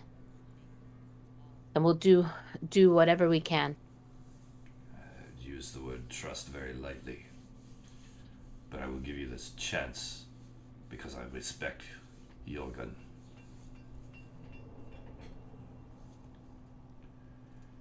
The low commander does not approve of this venture, and I imagine he and Jorgen will have words about it soon. But for now, Commander Argalast has given you leave. Make use of any facilities within the compounds you need, save for our private ones that we use to care for and equip our soldiers. But beyond that, I suggest you probably make your way sooner rather than later. Thank you. We will complete our business here and be on our way. With that, he spins on his heel, classic soldier style, and kind of walks back up to the dais where Jules is. And Saoirse, what were you planning to do with the letter? I'm sorry, I just saw that. Earlier in the conversation, before he, dropped the hint of the fort, Saoirse was planning on showing him the letter and asking if he spoke halfling. Oh. he doesn't, so... Okay. It's all good. Yeah, well, basically nobody does. Yeah, that's sort of a moot point now anyways, because we got aid, in air quotes. Yeah, possibly. Because I speak Vivinian, Hyverspeak, and Common, right? Mm-hmm. Yeah. Okay. Well, they're old enough, maybe So one of them. There might be some... halflings probably didn't make it down here very often. It was not really a halfling vacation spot. Right, but you never know. There's an off chance, minuscule, very, very minuscule, but maybe these people, a lot of them were part of Cairne before the blight, so see, Az failed his history roll, so and Belethir really wouldn't. I tell you what, would anyone?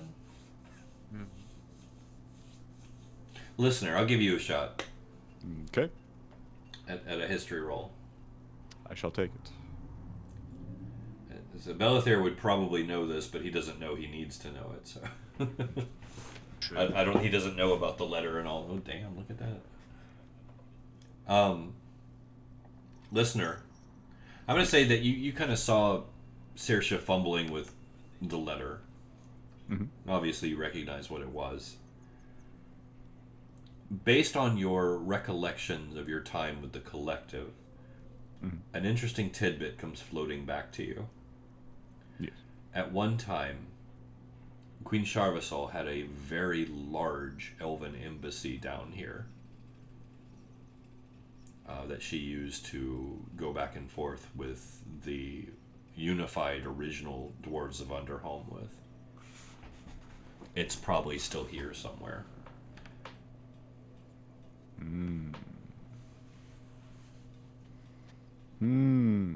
But would it be wise to ask him?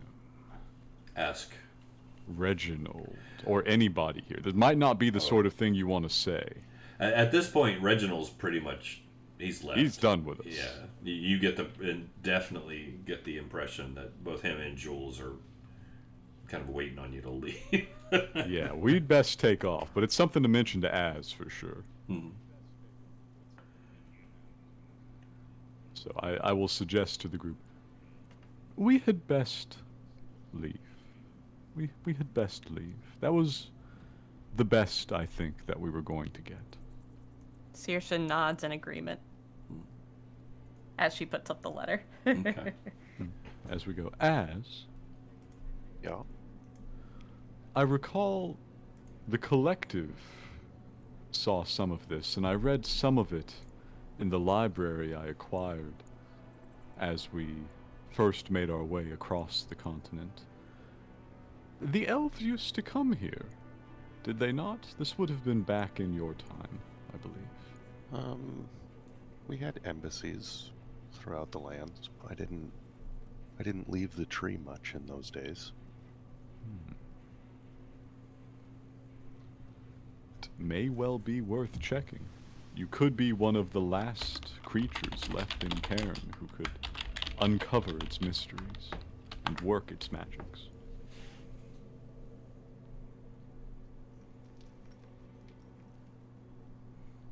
If it's on our way, it'd be a fun stop. The archivist might even learn something about our history.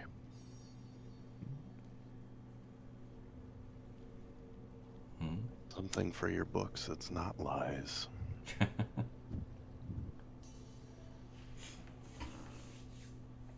All right. So where to from here? Where do we go from here? He told us about an old fortress. He did not give us a direction. It seems very rude of him, honestly. Did he not give a direction? He didn't. You may have intended to. You didn't say a direction. If you want to retcon it, I'd appreciate it. Very, very far to the northeast. Okay. Yeah. Like it basically across the secured, quote unquote, secured lands.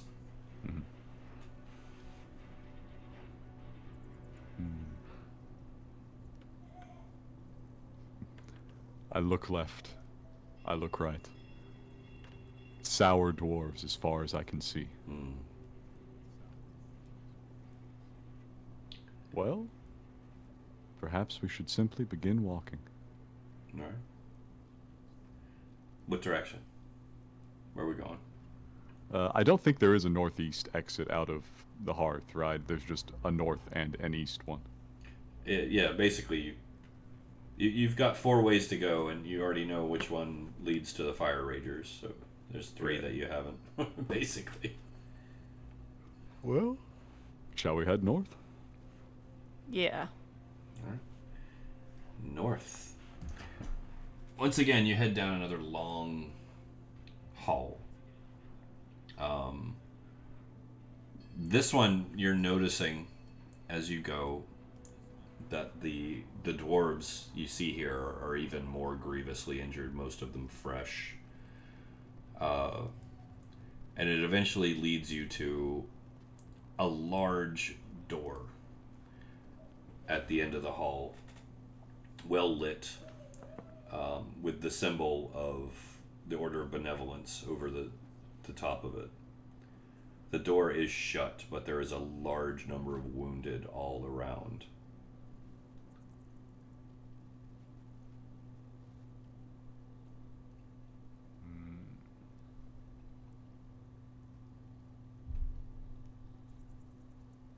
You did get the image, right? Okay. Oh yeah, yeah, Okay. it's come Yep. up. Okay. Does the road go past it, or does the road dead end here? No, this is where it ends. Well, this hardly seems like it will go out of the city.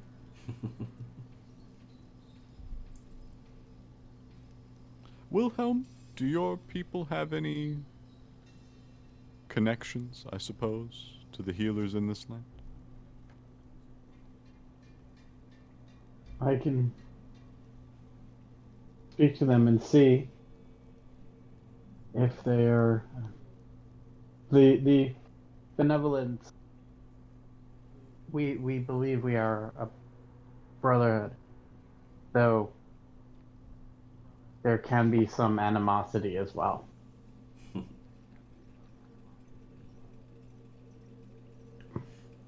I would like to take a quick look.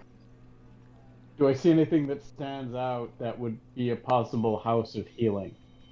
Oh, I mean, it's This. got the crest of the Order of the Benevolence above the door. Perfect. We can step in and see. I am more than welcome to walk in and see if they can point us in the direction of how to get out. Yes. Your people have always received us well. All right, so you push the door open and walk in? I'm gonna knock. So you knock on the door. There's a dwarf standing next to you, kind of leaning on the wall. And he's got this raked gash, this like 3-clawed gash across his chest. And the wound itself is, the flesh is like necrotized all around it. And you can tell he's like struggling. And he looks up at you as you knock on the door and says, "Eh, wait your turn." Oh, they have a line. Very I do apologize. I am one of the Brotherhood. May I see if I can assist you until they answer? No. Okay. He's looking at you with like this glaring mistrust. I respect your decision. What's I that? rattle my chains. It's, say at least they don't keep you in shackles. You say this By to the dwarf? crest. No, to Wilhelm. Oh. I then stand in line and wait. Alright, the line is long. You're gonna be here a while. How long we talk? It could be days. It's hard to say. You know, why don't Can't we you just like, try walk in heading and east? Flash your Brotherhood badge or something, and just be like, "Yo, hey, sup? I'm a Use the doctor. secret You password. need help or something?" Yeah. Use like the secret Brotherhood password and just like walk in and be like, "Yo, what's You know what it sounds like it's time for? Union break. Union break? Yeah, let's do it. Alright. All right. We can definitely do that. Oh, geez, you know, I keep forgetting to do this. So let me do that real quick. We are about This to stream take... brought to you by our sponsors. This stream is brought to you by our sponsors. We're going to start with Skull Splitter Dice. The metal dice you can literally do some damage with. You're not going to want to miss these. They're the greatest dice in the world. We use them a lot. A lot of our people have used them. You know you want to use them too, because if you do, those that you desire will desire you as well. This is a guarantee of myself and no one else, and it's probably false on every level. But do be sure to use code FEATHERFALL at checkout for 10% off a new set of dice. Which, of course, leads me to, if I can spell this right. Did I get it right? I did get it right. Found Familiar Coffee. If you're not dosing up on caffeine, are you really a gamer? I understand some of you probably have allergies, but that's what decaf's for. I believe they also do tea for all our lovely British friends out there. Don't want to miss that. That was aimed at you, Simon. He did not deign. Not even a snicker. Did not deign to deal with this comment. It's never going to let that Boston thing live down, are you? That being said, though, do make sure you check out Featherfall. Use code Featherfall at checkout. So I'm getting all that mixed up. When you do go and check out the Found Familiar coffee, it is gaming coffee. You know you want it. If nothing else, it'll look good in your home. And once again, those that you desire will desire you as well. This is my personal guarantee and not the guarantee of anyone else, and it's probably false on every level. But let me know how it works out for you. We'll be back now that you've had this word from our sponsors. Please stay tuned.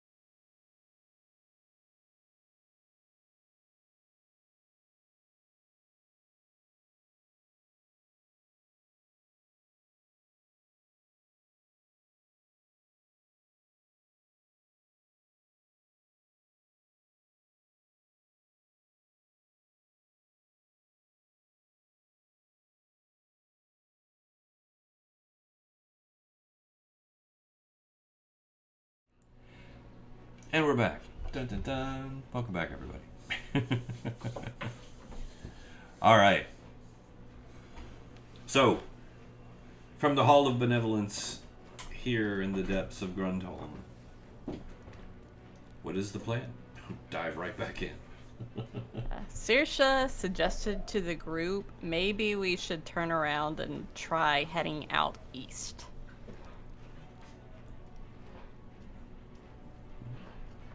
Wilhelm, do you want to really try the door here, get a chat in with him, or can we just move on?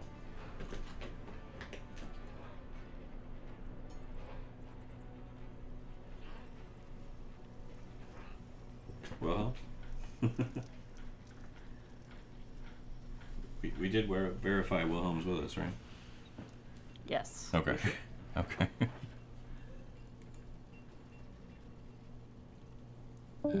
Oh. Oh, Discord issues. Discord issues. Discord is doing Discord things. There he is.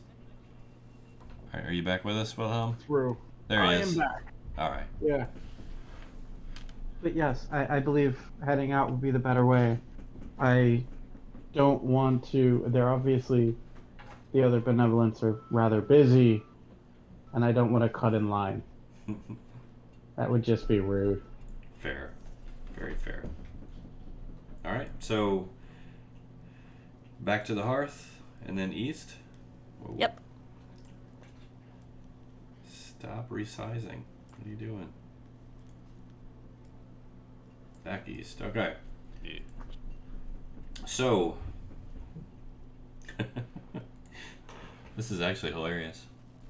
All right, so this chamber opens up into a very large barrack and training hall. Right now, it's fairly empty. There looks like there's one small regiment of soldiers stationed here right now. They all kind of stop what they're doing and look up as you enter and kind of give you this weird, like, what the hell are you doing here look.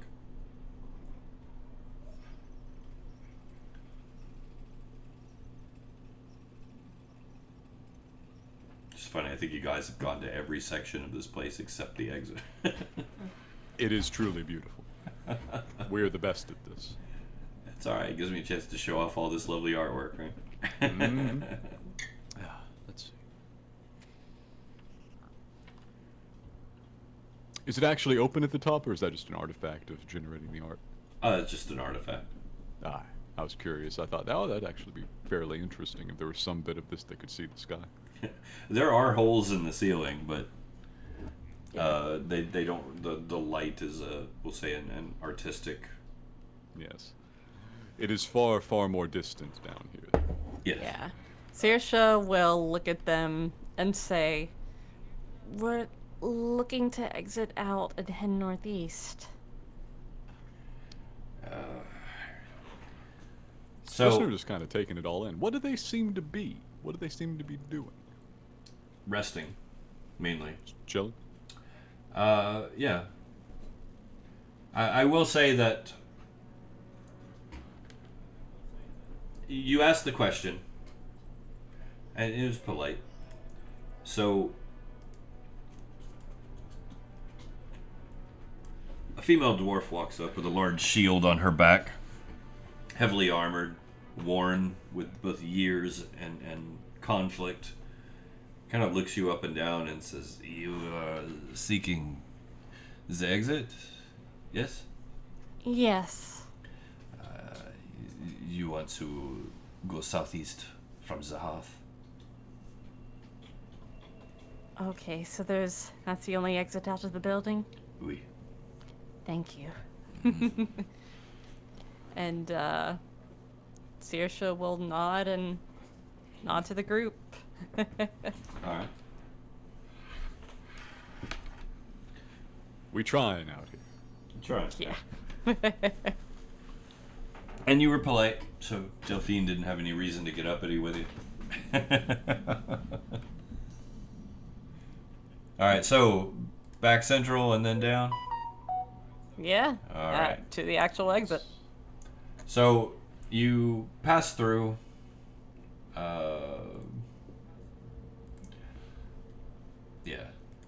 So you pass out and through a hall, a long hall. Through the hall you see troops coming and going, goods coming and going, couriers coming and going, and wounded coming and going. You can tell you're headed the right way towards the exit. Traveling down, nobody pays you much mind, especially in the hustle and bustle, until you eventually see ahead of you the gate, the way out. Oops, I think that's the wrong one, but yes, I'll have to fix that later. It's a massive iron and stone door, an amalgam of blended materials that appears to be a leftover relic of some type of magical interaction at one point, unless the dwarves have some type of alchemical process that nobody else is aware of, which is possible. But you make your way to the famed unbreakable gate. The guards there, just to save you time and hassle, look at the letter and allow you through. The gates rumble the earth you stand on as they slide apart to allow you passage through. And out beyond, the cool air of the taverns kind of rushes in, mingles with the smoke and the heat of the fires that burn inside. And out beyond the perimeter lights, all you see is darkness as far as you can see, up, out, everywhere. The stone is cool beneath your feet and beaten level by thousands of feet as you make your way through the unbreakable gate. Looking back, you see Grundholm for all its glory, standing, a bastion of defense, an edifice torn through history, as you make your way into the darkness of the caverns beyond. Pulling out that phosphor stone. All right, so the phosphor stones are out. Yes, indeed. Do they keep an obvious way lit through here? No, there's perimeter lighting. It's mainly a defensive option. Beyond that, doors have dark vision. They rely on it very heavily because lights also can be seen as well as help you see.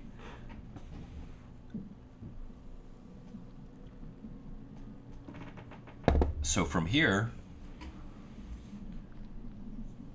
your path is your own.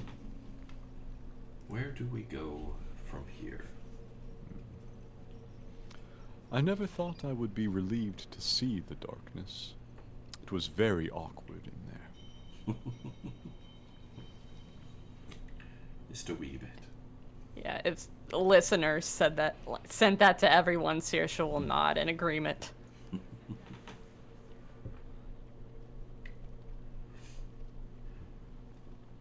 So yes, the encapsulating darkness all around you, aside from the soft light of the phosphor stones. It illuminates very little. Like I said, the stone is beaten flat by 1,000 feet. There's rubble everywhere, stonework everywhere. And while the ground in this overhead map seems barren and open, one thing I want to point out is everywhere around you is ruin. At one time, this was more than a fortress. This was a bustling metropolis of stone and steel. All that remains of that metropolis in this area is the fortress, but all around you are the fractured remnants of what was. As you move, one of the more disturbing things that you're going to come across, and this is going to be a regular thing, are the Fovinian dwarves here, especially here in the war zone. Don't always have the chance to bury their dead or to incinerate their dead.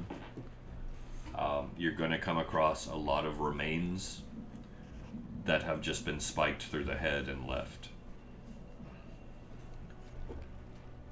Oof. It's more of a safety measure and a matter of necessity. It's hard to carry bodies, especially when, you know, your life is on the line. So they just make sure that they can't come back.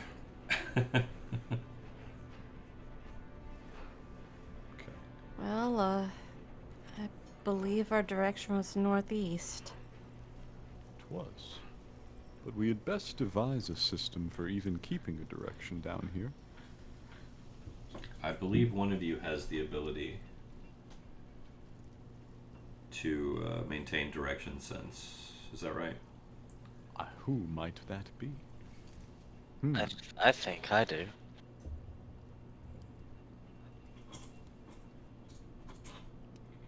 Yeah, just an intelligence check. So yeah, the dungeon survivalist. There you go. Yeah, good. So that'll be handy. Very. Yes.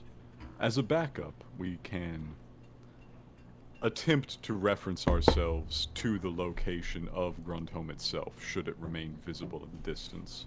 If there's really no other light down here, probably will for a while. I also know which way is north at all time. Very good. Right on. Keen mind. Oh yeah. Hey. Yeah. He's strong. Nice. So yeah, that'll be handy, and it's good to have two sources of it too. So in case one of you gets incapacitated or, you know, God forbid, worse. So yeah, you are welcome to move the token, choose a direction. I will say the obvious path is not always the best one. This is a large series of interconnected caverns and tunnels. None of them are in straight lines. So your choice is yours. None of you have been out this way. No, we have not.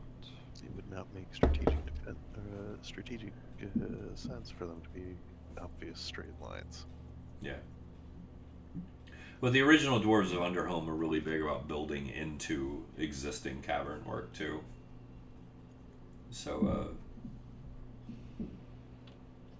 which of course none of that ever works in straight lines anyway. So, yeah. So where do you want to go? That way. Which way is that way? I don't know. I point with my shackled hands. You still want to keep these shackled? I suppose you can. Let's untie these ropes and knots. We're out of public eye at least. Mm-hmm.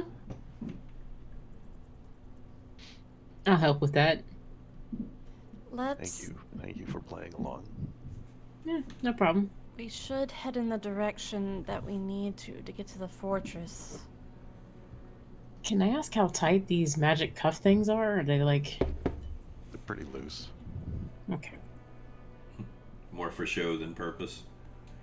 I mean, they still suppress, but they don't lock anymore, so I can just take them on and off. Okay. So you take them off, and the first thing you notice is you feel closer to the source, or a source. I think he's taking off just the ropes, not the shackles. Oh, did you leave the shackles on? I thought you took those off too. No, I took those off too. Oh, okay. Yeah, so yeah, you do feel like just closer to the source. Like you have a sharper connection with your power than you did outside.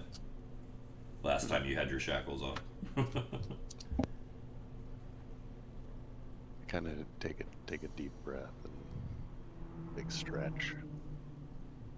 Kind of put the shackles back in my rucksack. Okay.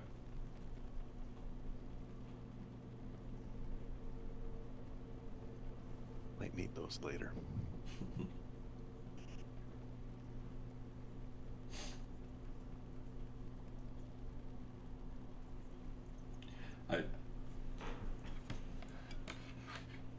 So, shall we head northeast?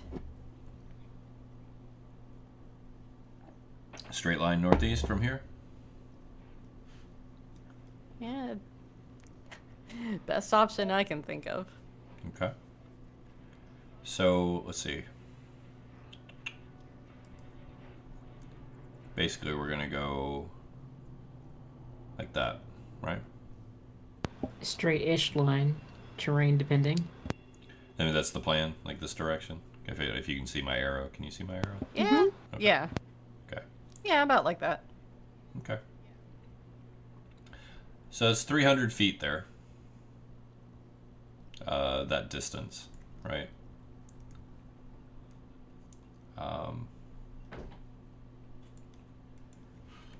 You eventually make it to a wall. And granted, you're climbing over rubble and ruin and remains, like I said, this whole way. The darkness is oppressive. It's cool, but not cold.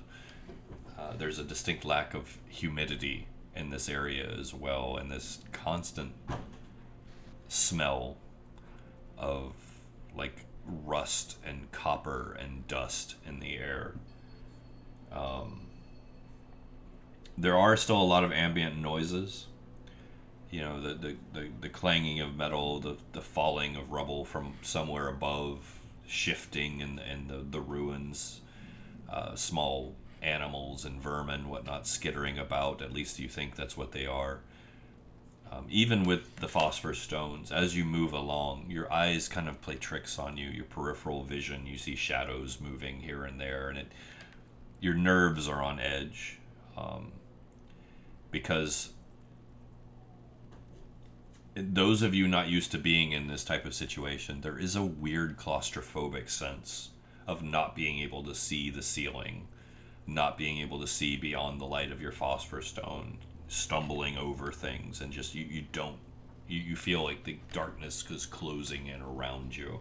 Not enough to make you panic or anything, obviously, but it is a discomfort. You eventually make your way to a cavern wall. At one time, stately manor houses must have lined this wall. Now they lie in ruin at your feet. Just rubble, rock and stone, broken bits of masonry, leftover relics of a bygone age, toys, tools, old clothes, bones of those who fell both in the initial eruption of darkness and those who've fallen since. Listener, the spiritual activity is just as thick as it was elsewhere. Once again, it is very distracting to the point where you really are trying to kind of force it out of your perception, because there's just so much of it, and it's mostly horrific and tragic, all of it going on around you, especially here, getting closer to what must have been a housing development at one point. The cavern wall, as you can see, stretches north to northeast or southeast from where you're at. Okay. There may be more spirits than stones around here. There is no shortage of stones either. Should we follow the wall north then? I don't know which way we're supposed to be going from here. Well, north and try to keep the wall to our side, I guess. Seems fair. How long have we traveled so far? 300 feet. Ah, yeah. I mean, like, how long has the day been since we left this morning? It's hard to say. Like, it took you, like I said, an hour or so to get down the steps. Mm. We'll say you started in the morning, after, a fresh night's sleep. You probably spent maybe another hour or so. After a fresh night's sleep? Mm-hmm. So we had a long rest then? Yeah. You had Should have done all the shit then, right? Like, you've had Couple nights rests. Let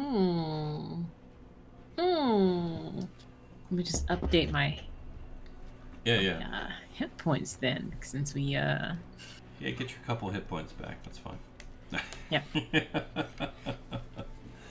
So yeah, no, it's only been 2 or 3 hours.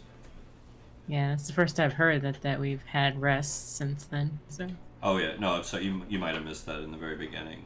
I said you guys stayed there at Black Cat for a couple days. Okay. So you are not only long rested, you may have healed several hit points. Oh, how many is several? Because I got thrown through a wall, and that might have hurt a little bit. Yeah, it's going to be important to note, especially since we only heal 1 point per, usually, without any other outside assistance, because that would be definitely helping with that. We didn't do the whole rigmarole, so. With the bonuses from Wilhelm, I assume? Right, yeah, just assisting. What do you normally heal, Wilhelm, a day? Well, with my new thing, I'm able to find per day.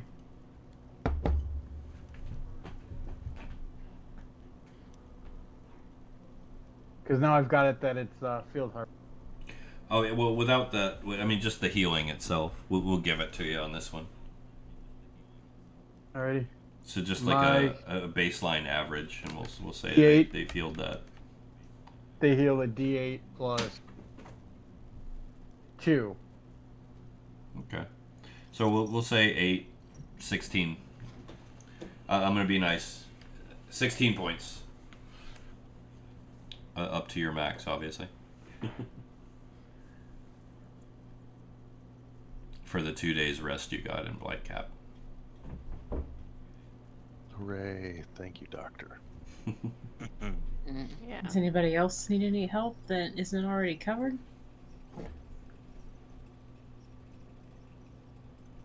Uki's good.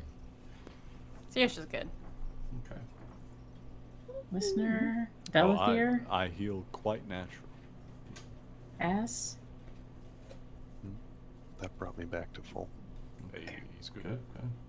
It's a good place to start at. So, Belethir, you're right. Belethir got hurt.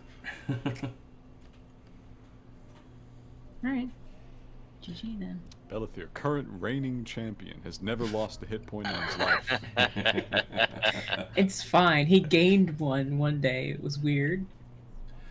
So, the goal is to go northward, keeping the wall to your right, correct? Yes. Correct. Okay.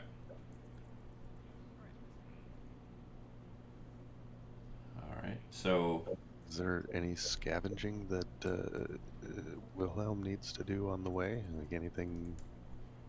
He does it automatically now. Oh, fancy. Yeah, it's called field harvest. Basically, as long as I move for 8 hours, I gain a D6 materials. Oh, kick ass. You're just like picking up shit while we're walking along in the war zone. Nice. Are you placing that, Belethir? No, I'm just gonna tell them that it's an option. That if we need it, No, I you can leave a mark little. the path. Mm-hmm. Okay. Well, let me know if you do, and I'll place a mark on the map where you leave it.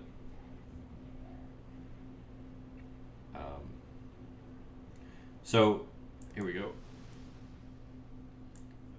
I'm going to move it a little bit. God, if I can keep it from trying to resize every time I grab it. It's a bit tricky. Yeah. So yeah, you're still following the wall. It turns sharply north.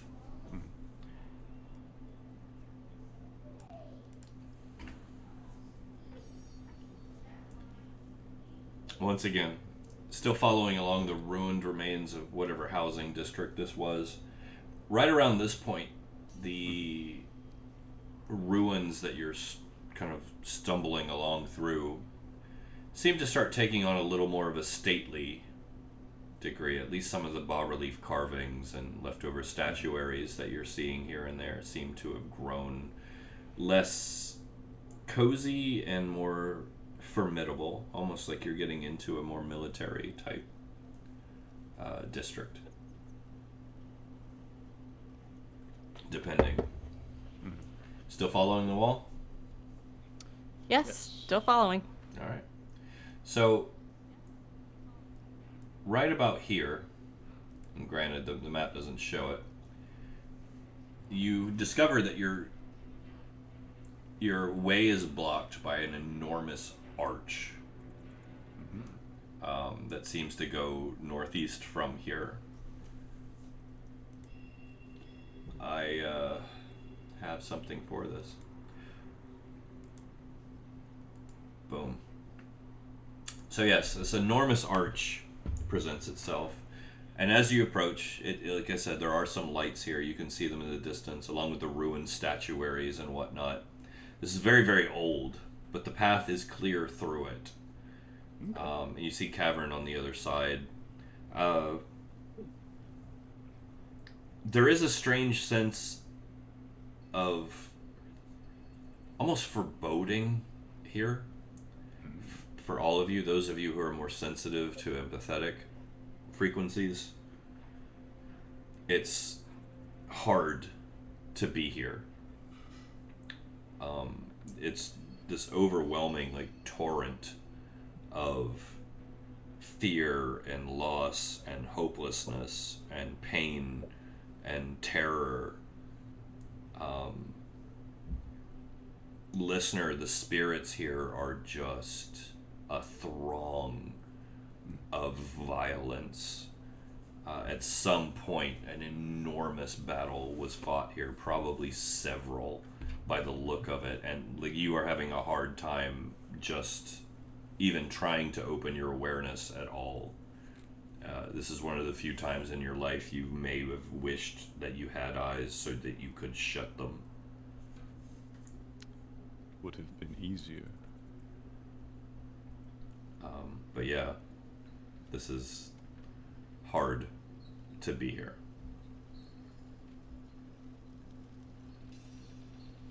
Those of you who aren't sensitive, aside from the ambient noise, it's utter silent. This may be our way. Then let us pass it quickly. Generation after generation has died here to hold this arch. They fight still. I would prefer to move along.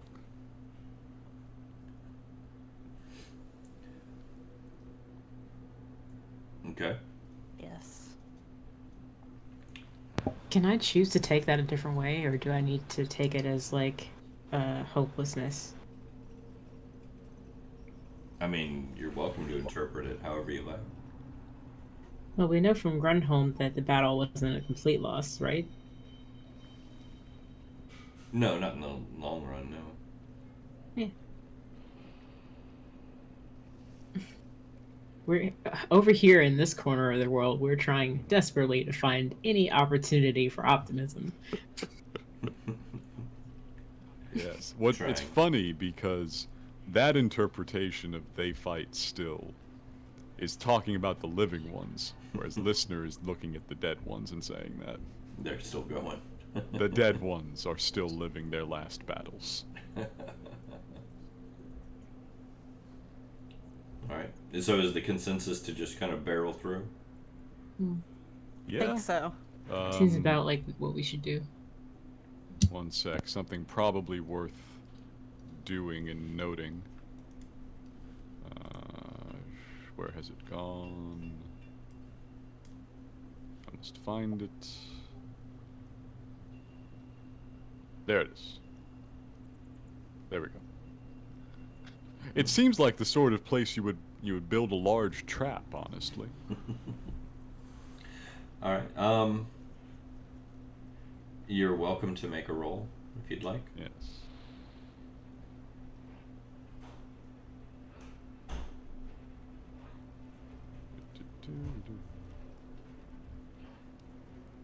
There you are. All right. Aside from the general sense that something's off anyway, that you already had, yeah, you don't get a sense that there's any type of traps here. In fact, you see a lot of like marks in the dust of footsteps coming and going this way. Okay, still active. Good. My concern was that, he's put an enormous deadfall trap or something. Step on the wrong, everybody dies. Crunch. Yeah.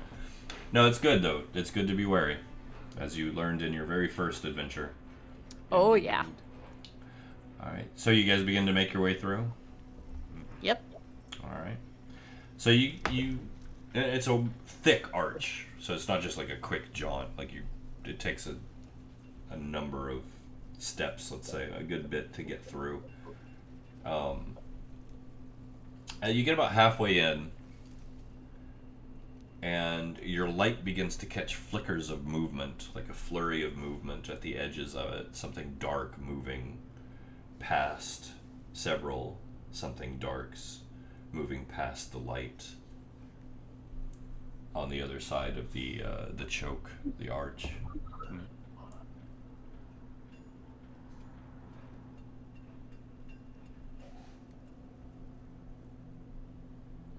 Do you carry on?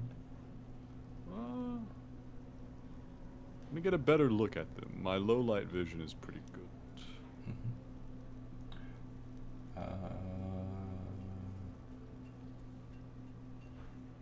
With the stones, it won't increase that too much because they're already giving off about a 60-foot radius. Okay. We'll say it'll increase like the low light section of it. Yeah, that's what I was thinking I'd get. So if I can see shadows moving around, either it's at the very extreme edge of the radius or they are a little more distinct. Yeah, it's right at the end. You can tell like they're trying, whatever it is trying to keep out of the light.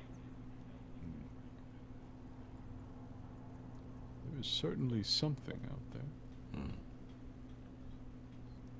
there. We're already giving off a lot of light, right? Like we're perfectly visible. Yeah, you guys stand out pretty harshly. And they think that they are hidden at their current radius. Possibly. Let's see what's out there. All right. I was thinking about the same thing. Yeah. Step carefully, though. Yep. All right. Wouldn't be dwarves, you know? So green sight, Yes. opening up the full spectrum. Yeah, Belethir is going to do the same. Green sight. All right. So both of you have the green light up on your faces. Let's see. You do notice the temperature on the other side of the arch where these things are is significantly lower. First off, you can see the movement of whatever these are at the edge of the light. I don't think this increases your. No, it doesn't increase your visibility range. Just what you can see. Well, it gives you perfect dark vision. Yeah. So instead of being limited to the radius of the lights, it would just be whatever our normal visual range is, which is several hundred feet in normal conditions, I think. Okay. All right. In that case, I think I have a visual of these. Uh-oh. Yeah, this is the trick I was trying to pull. They thought that they were in darkness and that we needed light, and suddenly we can make it so we have perfect dark vision and can see them clearly. So you see several amorphous-looking shapes kind of billowing just at the edge of the light. They kind of morph and change. A limb will stretch out and pull back, and two others will replace it with these horrifying twisting faces made of just pure black energy, kind of gnashing and hungrily clawing at the edge of the light, watching you. You've encountered these before. Yes. So you immediately kind of at least know from your experience what they are. As you see several Blightborn hovering at the edge of light. The fuck is that? They are somewhat troublesome. Somewhat. Somewhat? Somewhat. We did Slightly? survive. Mildly? We did survive. So It's far, not the very worst thing that we have ever faced, but I would not touch them. And here, I don't have a visual ready, so I'll put this in Discord for just you guys. This is a special player only. But yeah, in case you're wondering, as the image settles in, my lord. There it is. Yes, that's my boy. Oh, yeah. All right, pants have been shat. Oh, that's scary. Yeah, they are not fun. Several of them, hovering just at the edge of light, hungrily waiting, but not advancing.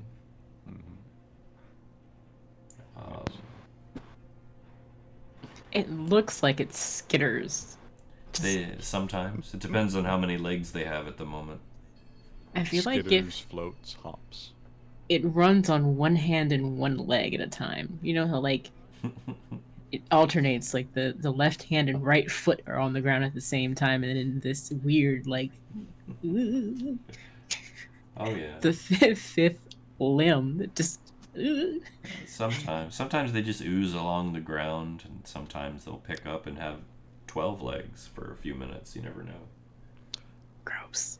Just to ensure that we don't go getting into too much meta knowledge of these things, I don't think we actually worked out that they didn't like light last time we saw them. It just didn't come up. No. You're not sure if they're doing this. You're not really sure why they're doing this. Exactly. Honestly. Yes. Say, unusual. They were very hungry the last time we saw such a creature. They definitely look hungry still. And they moved to attack very rapidly. I wonder if the local population is more skittish from having faced the Forvinians. Possibly. So, Very curious. before we dive in, 'Tis midnight. it is midnight. We can keep going, but it's up to you guys. I don't mind keeping going, but I don't mind keeping going for a little bit either. Yeah, I'd I'm rather good. dip out. I'm ground down today. I got nothing left. It's all good. Yeah, My I'm fading a little apologies. bit myself too. Yeah, Uki's been, Snax has been doing stuff all day. I've been It's doing stuff all day. perfectly alright. We can leave it as a cliffhanger, and it will pick right back up with this little potential confrontation, and see how you guys want to handle it. They're not advancing right now. It looks like it's on you to make whatever move comes next. But yeah, we can definitely just kind of pause there for now. I hope this has been enjoyable. Like I said, I've actually been working on this all week, getting all these visuals and maps and plans and everything done. Underhome is a big undertaking, but I've been needing to give it some love for a while. Because, it hasn't been detailed out until now. And like I said, the dwarves in the source material did need some love, and this is a good excuse to do it. Yeah. I hope you guys have enjoyed meeting the Forvinians on their turf. I know they're abrasive, but as we said, it's to be expected. It's fun. Somebody has to be. Oh yeah. I wish my French accent was a little better, but I hope you at least get the feel and idea of it. Mm-hmm. My apologies to anybody who might be French that sees this. Don't hate me. I'm trying. There's so much in here, I don't expect you guys to discover it all, obviously, but I've already plotted out like a large area of this whole place and what's here and what can be happening and what might happen and all that good stuff. So I'll be curious to see what all you discover and uncover. There's some big things down here, both dangerous and wonderful. There's also some powerful artifacts and relics down here if you can find them. Oh, we love those. And I think I am going to take a little time and try to work up a way to start implementing the new magic systems. And go ahead and start pushing the changes in as we go. So I'll be around always in Discord if you guys want to chat about it. Those of you who are watching and listening, thank you guys very much for showing up, playing a part in our cumulative narrative here. Feel free to reach out to us on Discord as well if you have questions about the series. I'm always passionate enough to talk about Cairne. These guys are pretty passionate about it too. So Yeah. next week, Saturday, we'll be back with Sigil Confidential. That's really getting interesting. I love the fact that you guys are kind of struggling to figure out what the hell's going on in a good way. Love a good ship mystery. I'm enjoying it. I'm really curious to see if you guys can figure it all out. So I look forward to that. Friday, we're back to the tower. Friday is the tower, private campaign. Wednesday, we're back with Tomb of Annihilation. I think we're getting close. Jeb finally died, so it needed to happen. My God, he had so many donations destroying the character. It was hilarious. Kind of stacked up pretty quick. Yeah, I actually killed him off because I was just tired of keeping track of it all. So I'm looking forward to trying my new guy out. So yeah, we'll be back Wednesday with that. I don't think Wild Beyond the Witchlight is back on Thursday yet, but it might be. Also, I've almost got everything ready to begin the second edition D&D run of Expedition to the Barrier Peaks. I will put out a casting call on Discord for that. More or less, it'll be first come, first serve. Are you still going to run with the recommended 10 to 15? 10 to 15 players? Yeah. We'll see. They've recommended 10 to 15 players for that? Yes. Yep. Although a lot of them are NPCs, generally, when you do it. That would be a little insane, but it's, I'm pretty used to large parties. We'll see. We'll see. You've ran us here in Cairn, and we had 8 maximum. Yeah. Yeah. That would be a challenge, though. So we will see. We will see. But either way, it's going to be fun. It's a great module. I've run it before. I've run it in tournament way back in the day when tournament was a thing. So definitely keep an eye out in Discord of that. And I think that's it. Thank you all. We'll see you guys very soon. I'm going to go to the ending screen, then I'll find someone to raid. But until then, see you next time. Good night, everyone. Bye. Bye. Good night.